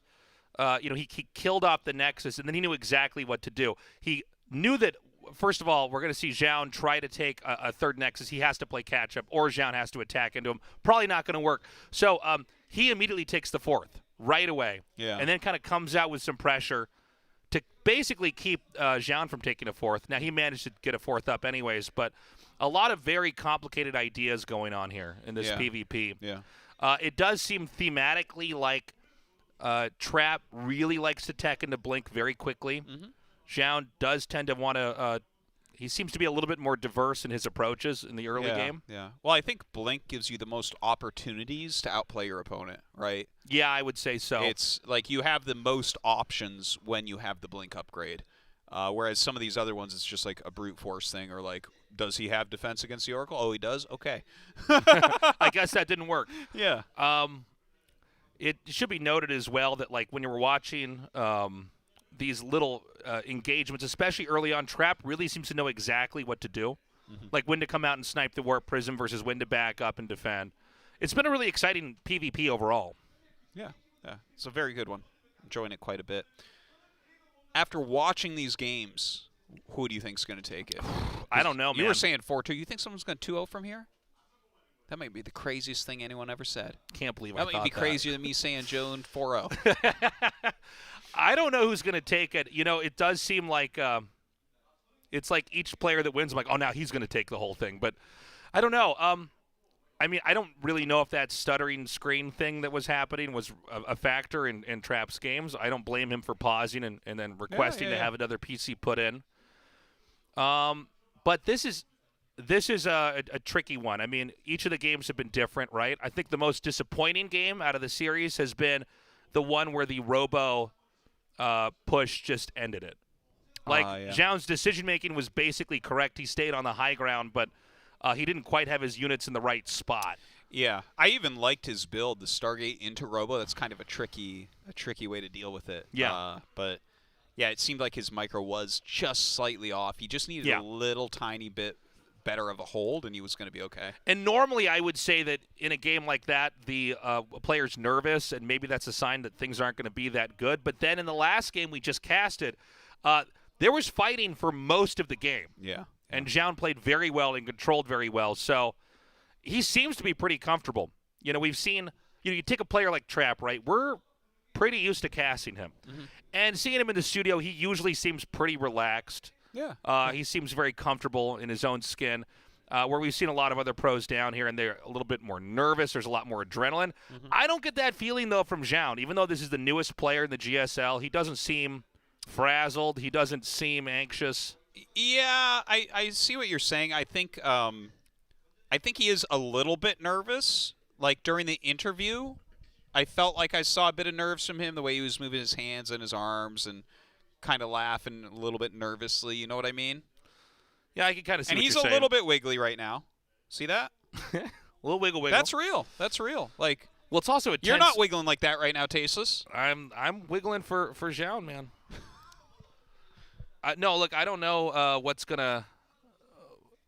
I don't know how the rest of this is gonna play out. I would like to see another late game if we could, because that was really exciting. I don't know if we'll have it. I think Trap looks at that game and says, "Okay, you caught me off guard in one moment, and I lost." But it did seem like for most of that game, Trap was actually able to take the lead. He does seem to have very good decision making to just stay a step ahead. Well. My wish list, Tasteless, you want to see another a big game. But what I want to see a cannon rush. I would I welcome need to see that. at least one cannon rush in the series. DT and, drop.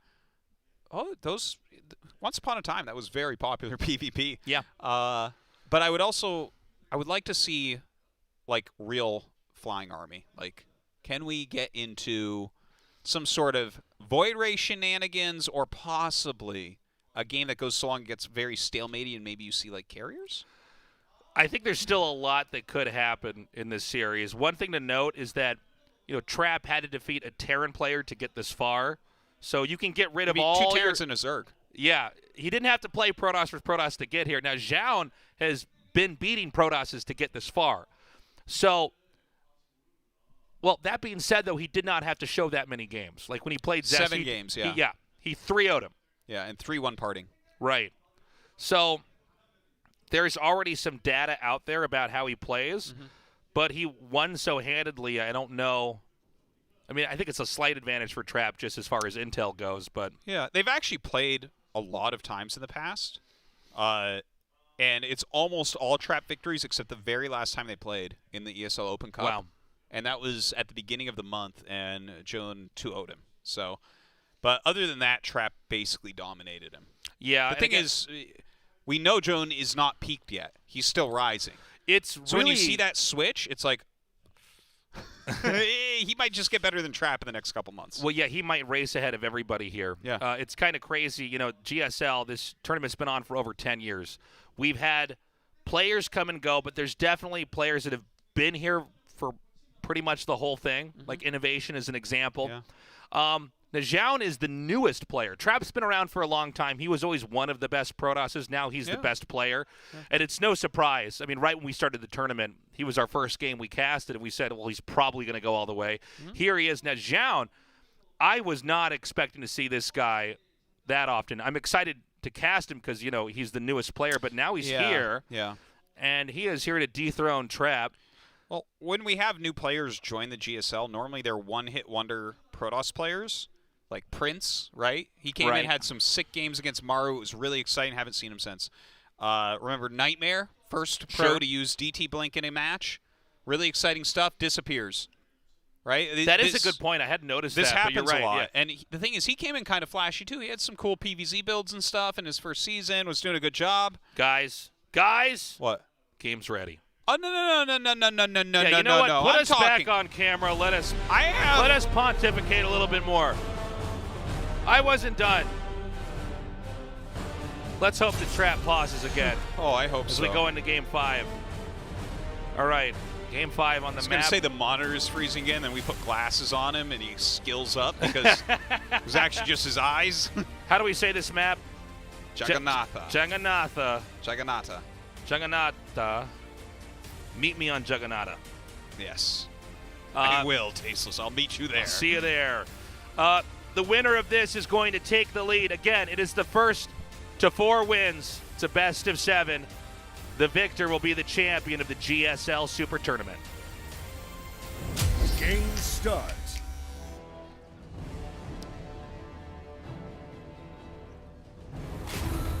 Afrika Freaks, Trap.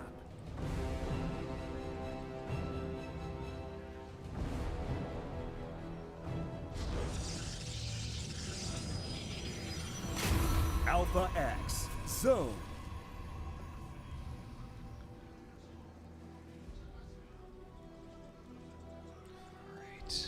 Props to the staff here, getting that PC swapped out.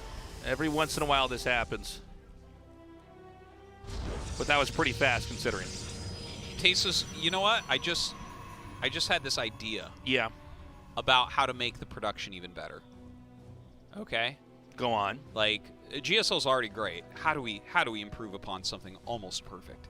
What if you and I were in front of a green screen and they kind of zoomed into the game a little bit, and then we were walking around, and it looked like we were walking on the map with the units, and we're like, whoa! And like we duck, like That's when right. Mutas come and stuff. When the disruptor shots come, we jump up and try to make sure they don't connect with us. Yes. How amazing would that be? I think. Like they make us disappear when the medevac comes, like we're riding, and we come out with the Marines. That would be hard to produce. I think it's better, yeah. But that would be the greatest if they show have a ever. little flying saucer we're in that kind of goes over the fights. And yeah. Yeah, I think we know what to it do would be next amazing. season. We like walk over. I'm like, oh, whoa, and I jump out of the way before the building goes down. Like, don't want to get hit by a gateway. Oh man, do we have any hidden pylons this game? Actually, there's one. There's one way in the upper left for trap. Now you could hide a building and then just not do it. Upper left. Upper left is like where you hide DT tech. Yeah, because if you hide it that far away, there's no benefit. It's like you're making a building that's pretty close. So again, guys, tied up 2-2. These players look like they are very even in skill. It's very difficult to say who's really going to take this. They're coming in here with different ideas and different styles. Ooh.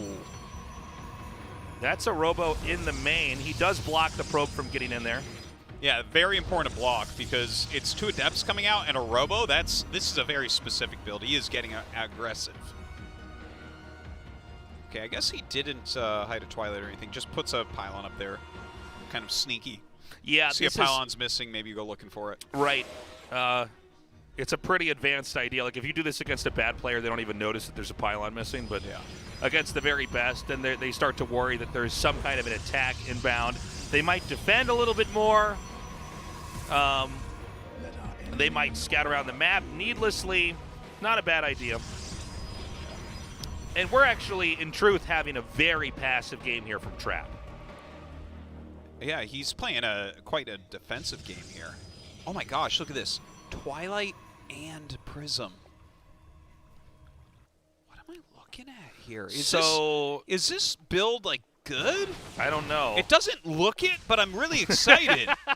Yeah, right? This is a very odd tech tree he's like, gone if down. I was just commentating this game, I'd be like, this build doesn't look very good, but I'm excited.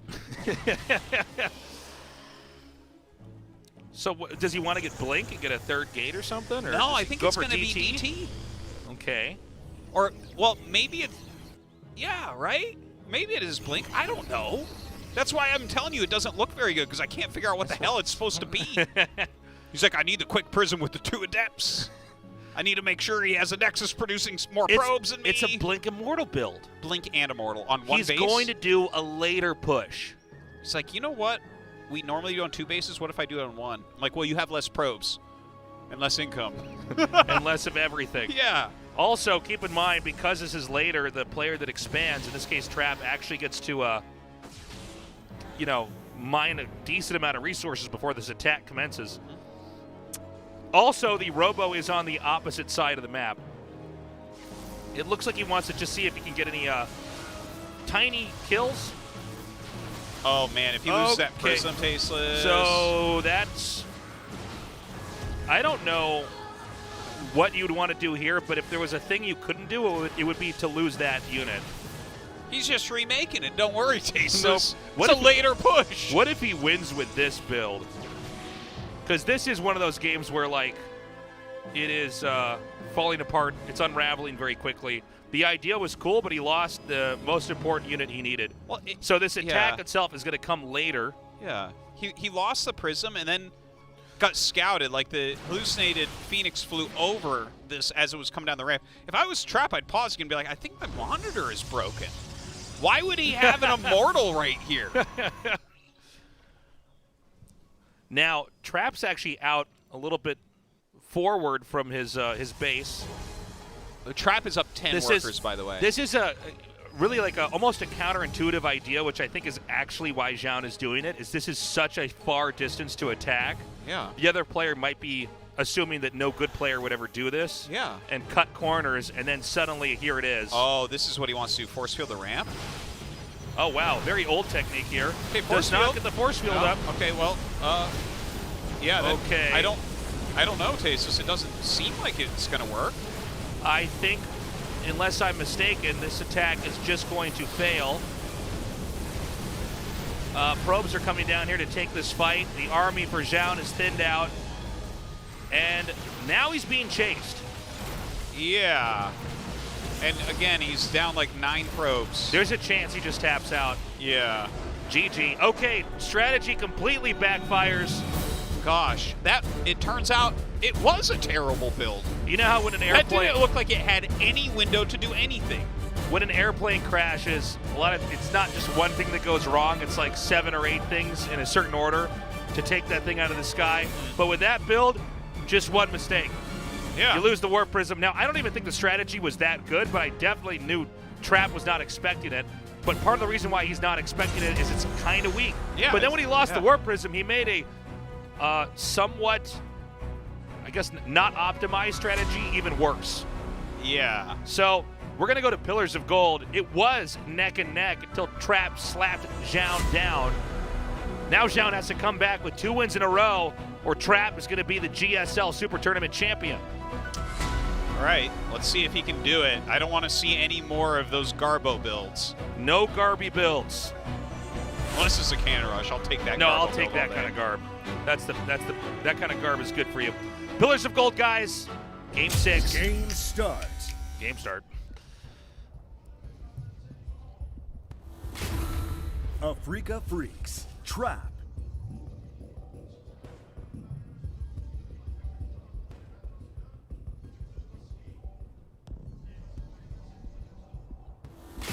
Alpha X. Zoun. Everybody says his ID differently. Yeah, everybody. Yep. Okay, so 4 of our games were pretty incredible, and then we had one that everything just fell apart. Now, again, Zoun is a great player, but I don't know how he's feeling after that. I think Trap screws up in a game like that, he just dusts himself off and moves on. But, you know, especially after Zoun outplayed him in our longest game, I think he had this crazy idea he wanted to come in there with. Backfires. It's a pretty big blow psychologically. Yeah. Well, it looked bad and then it was, which is rough, right? Like if something looks bad but then it works and you can figure out what was brilliant about it. But like there literally never felt like there was a moment where he could have done anything. Right. And then he couldn't do anything for any of those moments as well, and so that's the problem. So we don't have a Nexus yet here for Zoun. Trap is comfortably expanding while his opponent watches. So I do want to point out a lot of times when Zoun does do the rush, it works. But he's really showing, both these guys, honestly, like such a wide range of play. All these games are totally different from each other. Well, as we see now, what's Zoun going to do? Is he has to do something here. You can't just let your opponent's Nexus finish as yours starts. Yeah. So you'll just get too far behind. If you're not both expanding, the player who is not expanding has to be attacking. There's no forward pylon, though. Okay, a Stargate in his wall. That's kind of weird. Yeah, that doesn't feel aggressive enough. Like, he's starting the Stargate, and the core is almost done for Trap. So, like, yeah, it feels like he's really far behind here. Yeah, his ideas haven't blossomed yet, but I don't know what we're working with here. So he's going to get 2 more gates and then make a Stargate and attack. This doesn't look very good. I think he was just trying to get rid of the probe before he showed what he was up to. So now he's like, he's shown the Stargate, so maybe Trap defends against Stargate, and then he hits him with 3-gate. Does he make a... Yeah, he's making a Void Ray. He beat me to it. Yeah. I think what he can't rally Voids down, though. Like, yeah. Well, okay, it so takes too long. I got a lot to say about this, because, like, you know, all you got... I mean, a win is a win, whether it's, like, the greatest strategy ever or kind of a weird game, right? But right now, Zoun is I think, going deep into his mind to come out with some of the more weird strategies that are really out of the meta. And I think he's hoping to surprise Trap. Yeah. And kind of catch him off guard. But Trap just has a level of stability. Yeah, well, also, there's a reason why you don't really see people do this kind of stuff, and it's because it's not as good. Like, if he wanted to attack, we can see the Void Ray attacking these units here now, you should have made that closer to him. Yes. And so... Yes. And now, look at that. He's dead. It's over. It's over. I think Well, guys, we don't always end every tournament with a hype moment. I think Zoun, he just fizzled out. Yeah, it's over. He just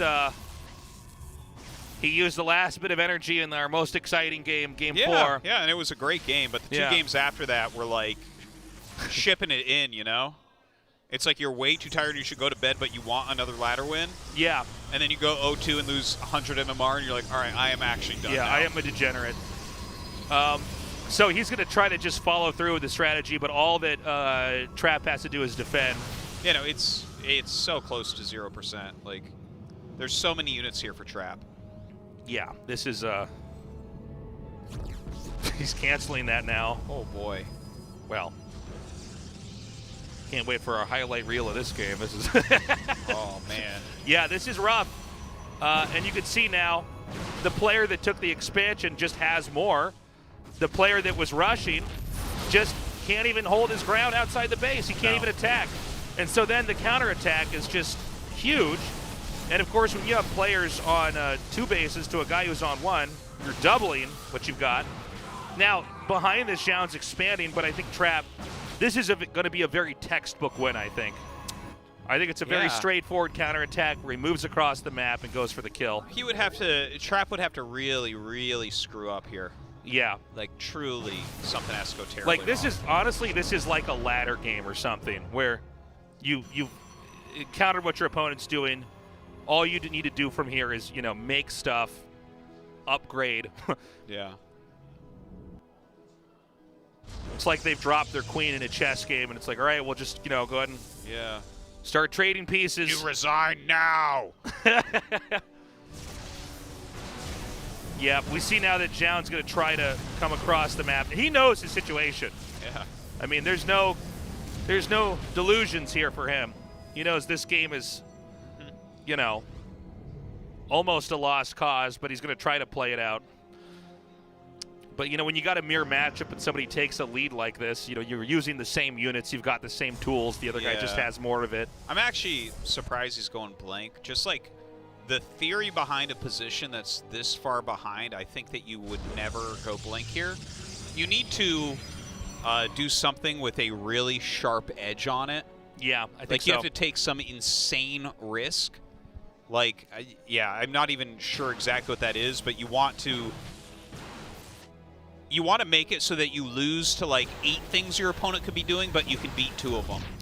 Yeah, That's, I mean, when you're this far behind, that's the way to basically play have it. to gamble on some level. Yeah, exactly, you know? exactly. You cannot play a straightforward game. Yeah. Now, Trap, being a tournament veteran, it looks like he just wants to play a conservative, straightforward game. Yeah. He's just staying back. He's going to be ready for anything else. He knows that Zoun already has made such a huge error here that all he needs to do is cross his T's and dot his I's, and he's fine. And unfortunately, he's playing into him too, right? Like he's making like sentries and stalkers, which are things that, okay, if you have similar numbers to your opponent, this can do something. I would have preferred to see like double Robo or something, right? Just right off the bat, just 2 Robo Mortal. Oh yeah. Just get 10 Immortals and be like, I hope you don't have disruptors. Yeah, and then maybe you win. I don't know. I mean, do something weird. Do something dramatic. Yeah, I think that having less after blink he made the stalkers mistake, is not the move. Yeah, after he made the mistake, you're not going to play catch up with a guy who's already this ahead and isn't going to slow down. Yeah. Like look at the actual unit count. This is the problem. 4 blink stalkers against 8. So he's going to come across the map now, and you can see he's going to block him off for a minute. Yeah. You watch him win this game now, and we're just like, oh. Okay. Well, that would be the craziest thing ever. That would I mean, be. It's not impossible, but it's hard to imagine. It's incredibly hard to imagine. I think it would require Zoun to play perfectly and for Trap to maybe make some mistakes here. He has to make mistakes. Trap is coming in at an angle that Zoun was not expecting. He's now damaging the base. Nice sentry pickoff. Yeah, I don't know if he can save this thing. And Yeah. look at how patient Trap is. He's just targeting down this building. Now he goes for the dive in here. Zoun's going to try to hold his ground. And is he actually going to save this? No, there's more warp ins coming There's no here. health on it. The fight continues on here. Zoun is trying to micro it out, but honestly, I think he's really just digesting the loss. GG, Trap's done it. He is the champion of our first 2021 GSL Super Tournament. His reign of dominance continues on. Zoun, I think he put up a great fight for most of the series, but fizzled out there at the end. And that's why Trap is so strong. Yeah. You know, he's got enough strategies. He's got the stamina. He knows how to vary his play. He knows how to keep it cool under pressure. He even had some problems with his monitor. Yeah. We swapped out PCs. He is the best Protoss in the world. He's won the last 2 Super Tournaments, the last chance, DreamHack. Definitely has to be one of the favorites going into Katowice later Absolutely. next month. So, you know, how much longer is he going to keep doing this? He's looking to be in very good form. Went through many different races to get this far. We're going to go to an interview in a second here and see how he's feeling. Are we ready to do that now? I think we are. Now, Trap, you are the ultimate Protoss player in StarCraft 2. And now you're smiling, holding up the trophy. It is time for the interview. Today, it wasn't all that easy, but in the end, you secured a victory. How do you feel? 경기를 준비하면서 While preparing my matches, 지금 저의 가장 큰 약점이 푸푸전이라고 개인적으로 I feel like my 생각하고 biggest weakness is the PvP, 선수가 너무 잘하셔가지고 and Zoun was so good today. 그 부분을 극복하고 또 우승까지 한 번 더 하게 돼서 So overcoming my weakness and lifting the trophy feels especially better. And Trap, it took you a lot of time and lots of efforts to come all the way here. And Zoun, it was his first GSL Super Tournament, but he came to the finals. So I think he's a man full of possibilities. So Trap, playing against him today in the finals, doesn't this remind you of your past? You're always good until the round of 8, the round of 4, and the finals. You were the runner-up in the past. So this is a very similar story to you, right? So what was the motivation to becoming the world's best, Trap? 원동력이라면은 Well, the driving force. 그냥 좀 이렇게 살아오면서 좀 생각하는 것들을 Well, you know, living my life. 생각의 전환을 했던 게 I think the change in mindset was definitely the most instrumental. You know, I felt this. You know, Trap. You now have wings on your back. You're now in Africa Freaks, and then as soon as you go into that team, you lift a trophy. So what do you think? 저는 되게 팀의 소속감 이런 걸 되게 중요. You know, I really think teams matter as a esports player. 하자마자 우승도 And as soon as I enter Africa Freaks, lifting a trophy feels really good. 이름을 달고 더 많은 우승을 하고. You know, I want to keep earning trophies under that banner of Africa Freaks. But Trap, as soon as you join the team, it's phenomenal how you just lift the trophy so simply. 일단은 연습 도와준 이제 Well, 게이머 동료분들에게 shout out to all the esports, all the pro gamers who helped me with my scrims.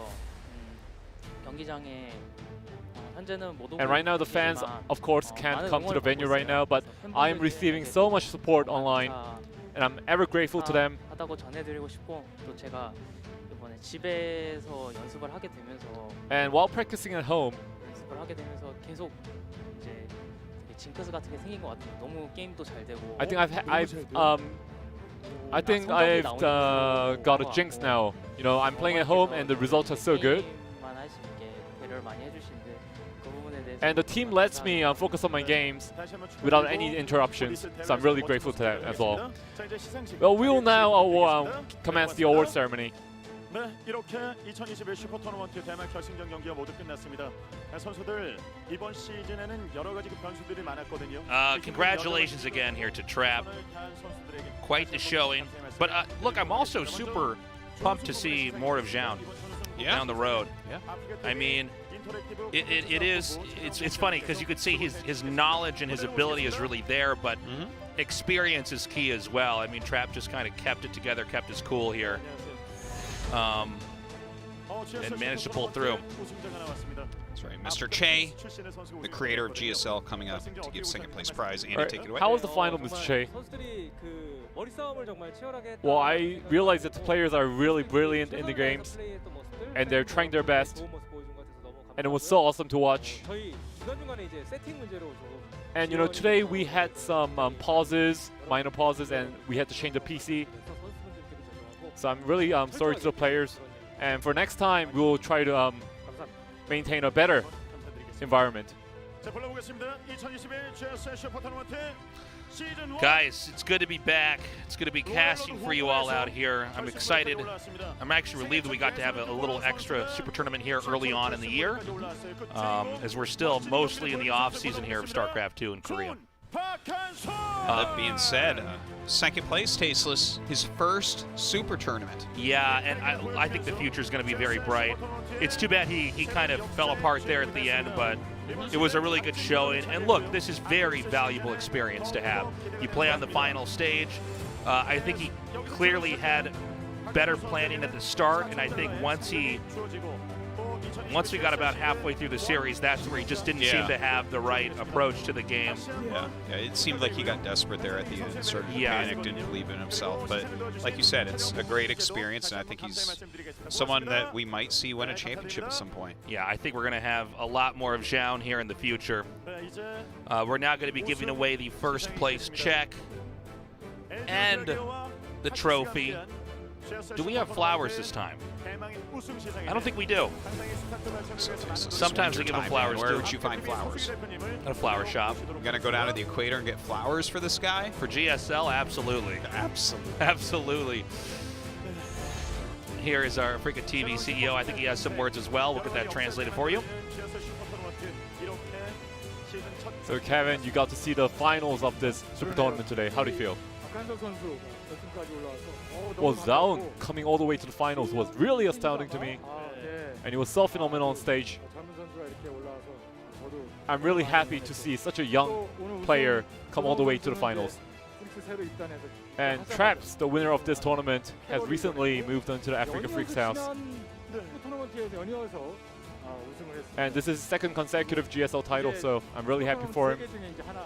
So he has earned that one trophy out of the 3 GSL Super Tournaments. And there are 3 GSL regular season waiting for us too. And there are actually some players who have finished their military service soon. Like Hero and Gumiho as well. So they're actually coming out of the army pretty earlier because of the coronavirus, I think. So please continue to support GSL, and we will try to improve GSL 2 and try to make it more entertaining. Thank you, Kevin. Thank you, Andy. And nothing more exciting than hearing that Hero and Gumiho might return soon. The world is a better place with those two playing professional StarCraft 2. These guys, young Korean men, got to do their military service, so they do take a hiatus from pro gaming, but they do come back. So we're going to have some other guys coming back here soon. Again, congrats to Trap. He did a really excellent job.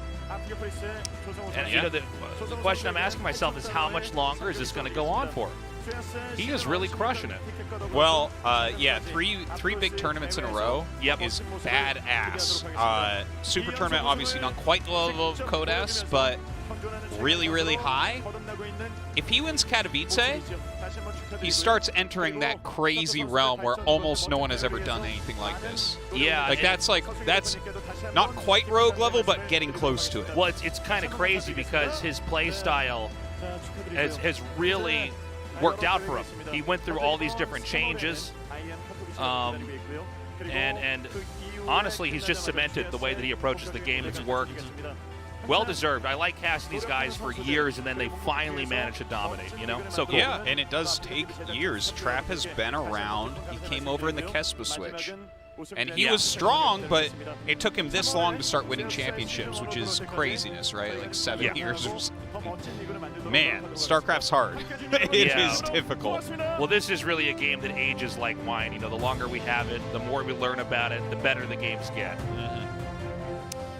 All right, I think we're going to do the trophy kiss ceremony here. Yep, and we're probably going to close it out, guys. We're sorry you couldn't come down to our studio, but once everybody's vaccinated and the world goes back to the way it was in the old days, we'd love to have you come down and watch our show here live. Guys, much love. Is there anything else we need to announce? Are we just going to close it out? That's it. GSL will be back after Katowice. Yep. Sometime in March, we're going to start Codes. We don't have the exact date. We can't tell you yet, but it's soon. So, guys, much love. Stay safe. Wear a mask. Wash your hands. And have a good morning, afternoon, or night, wherever you are.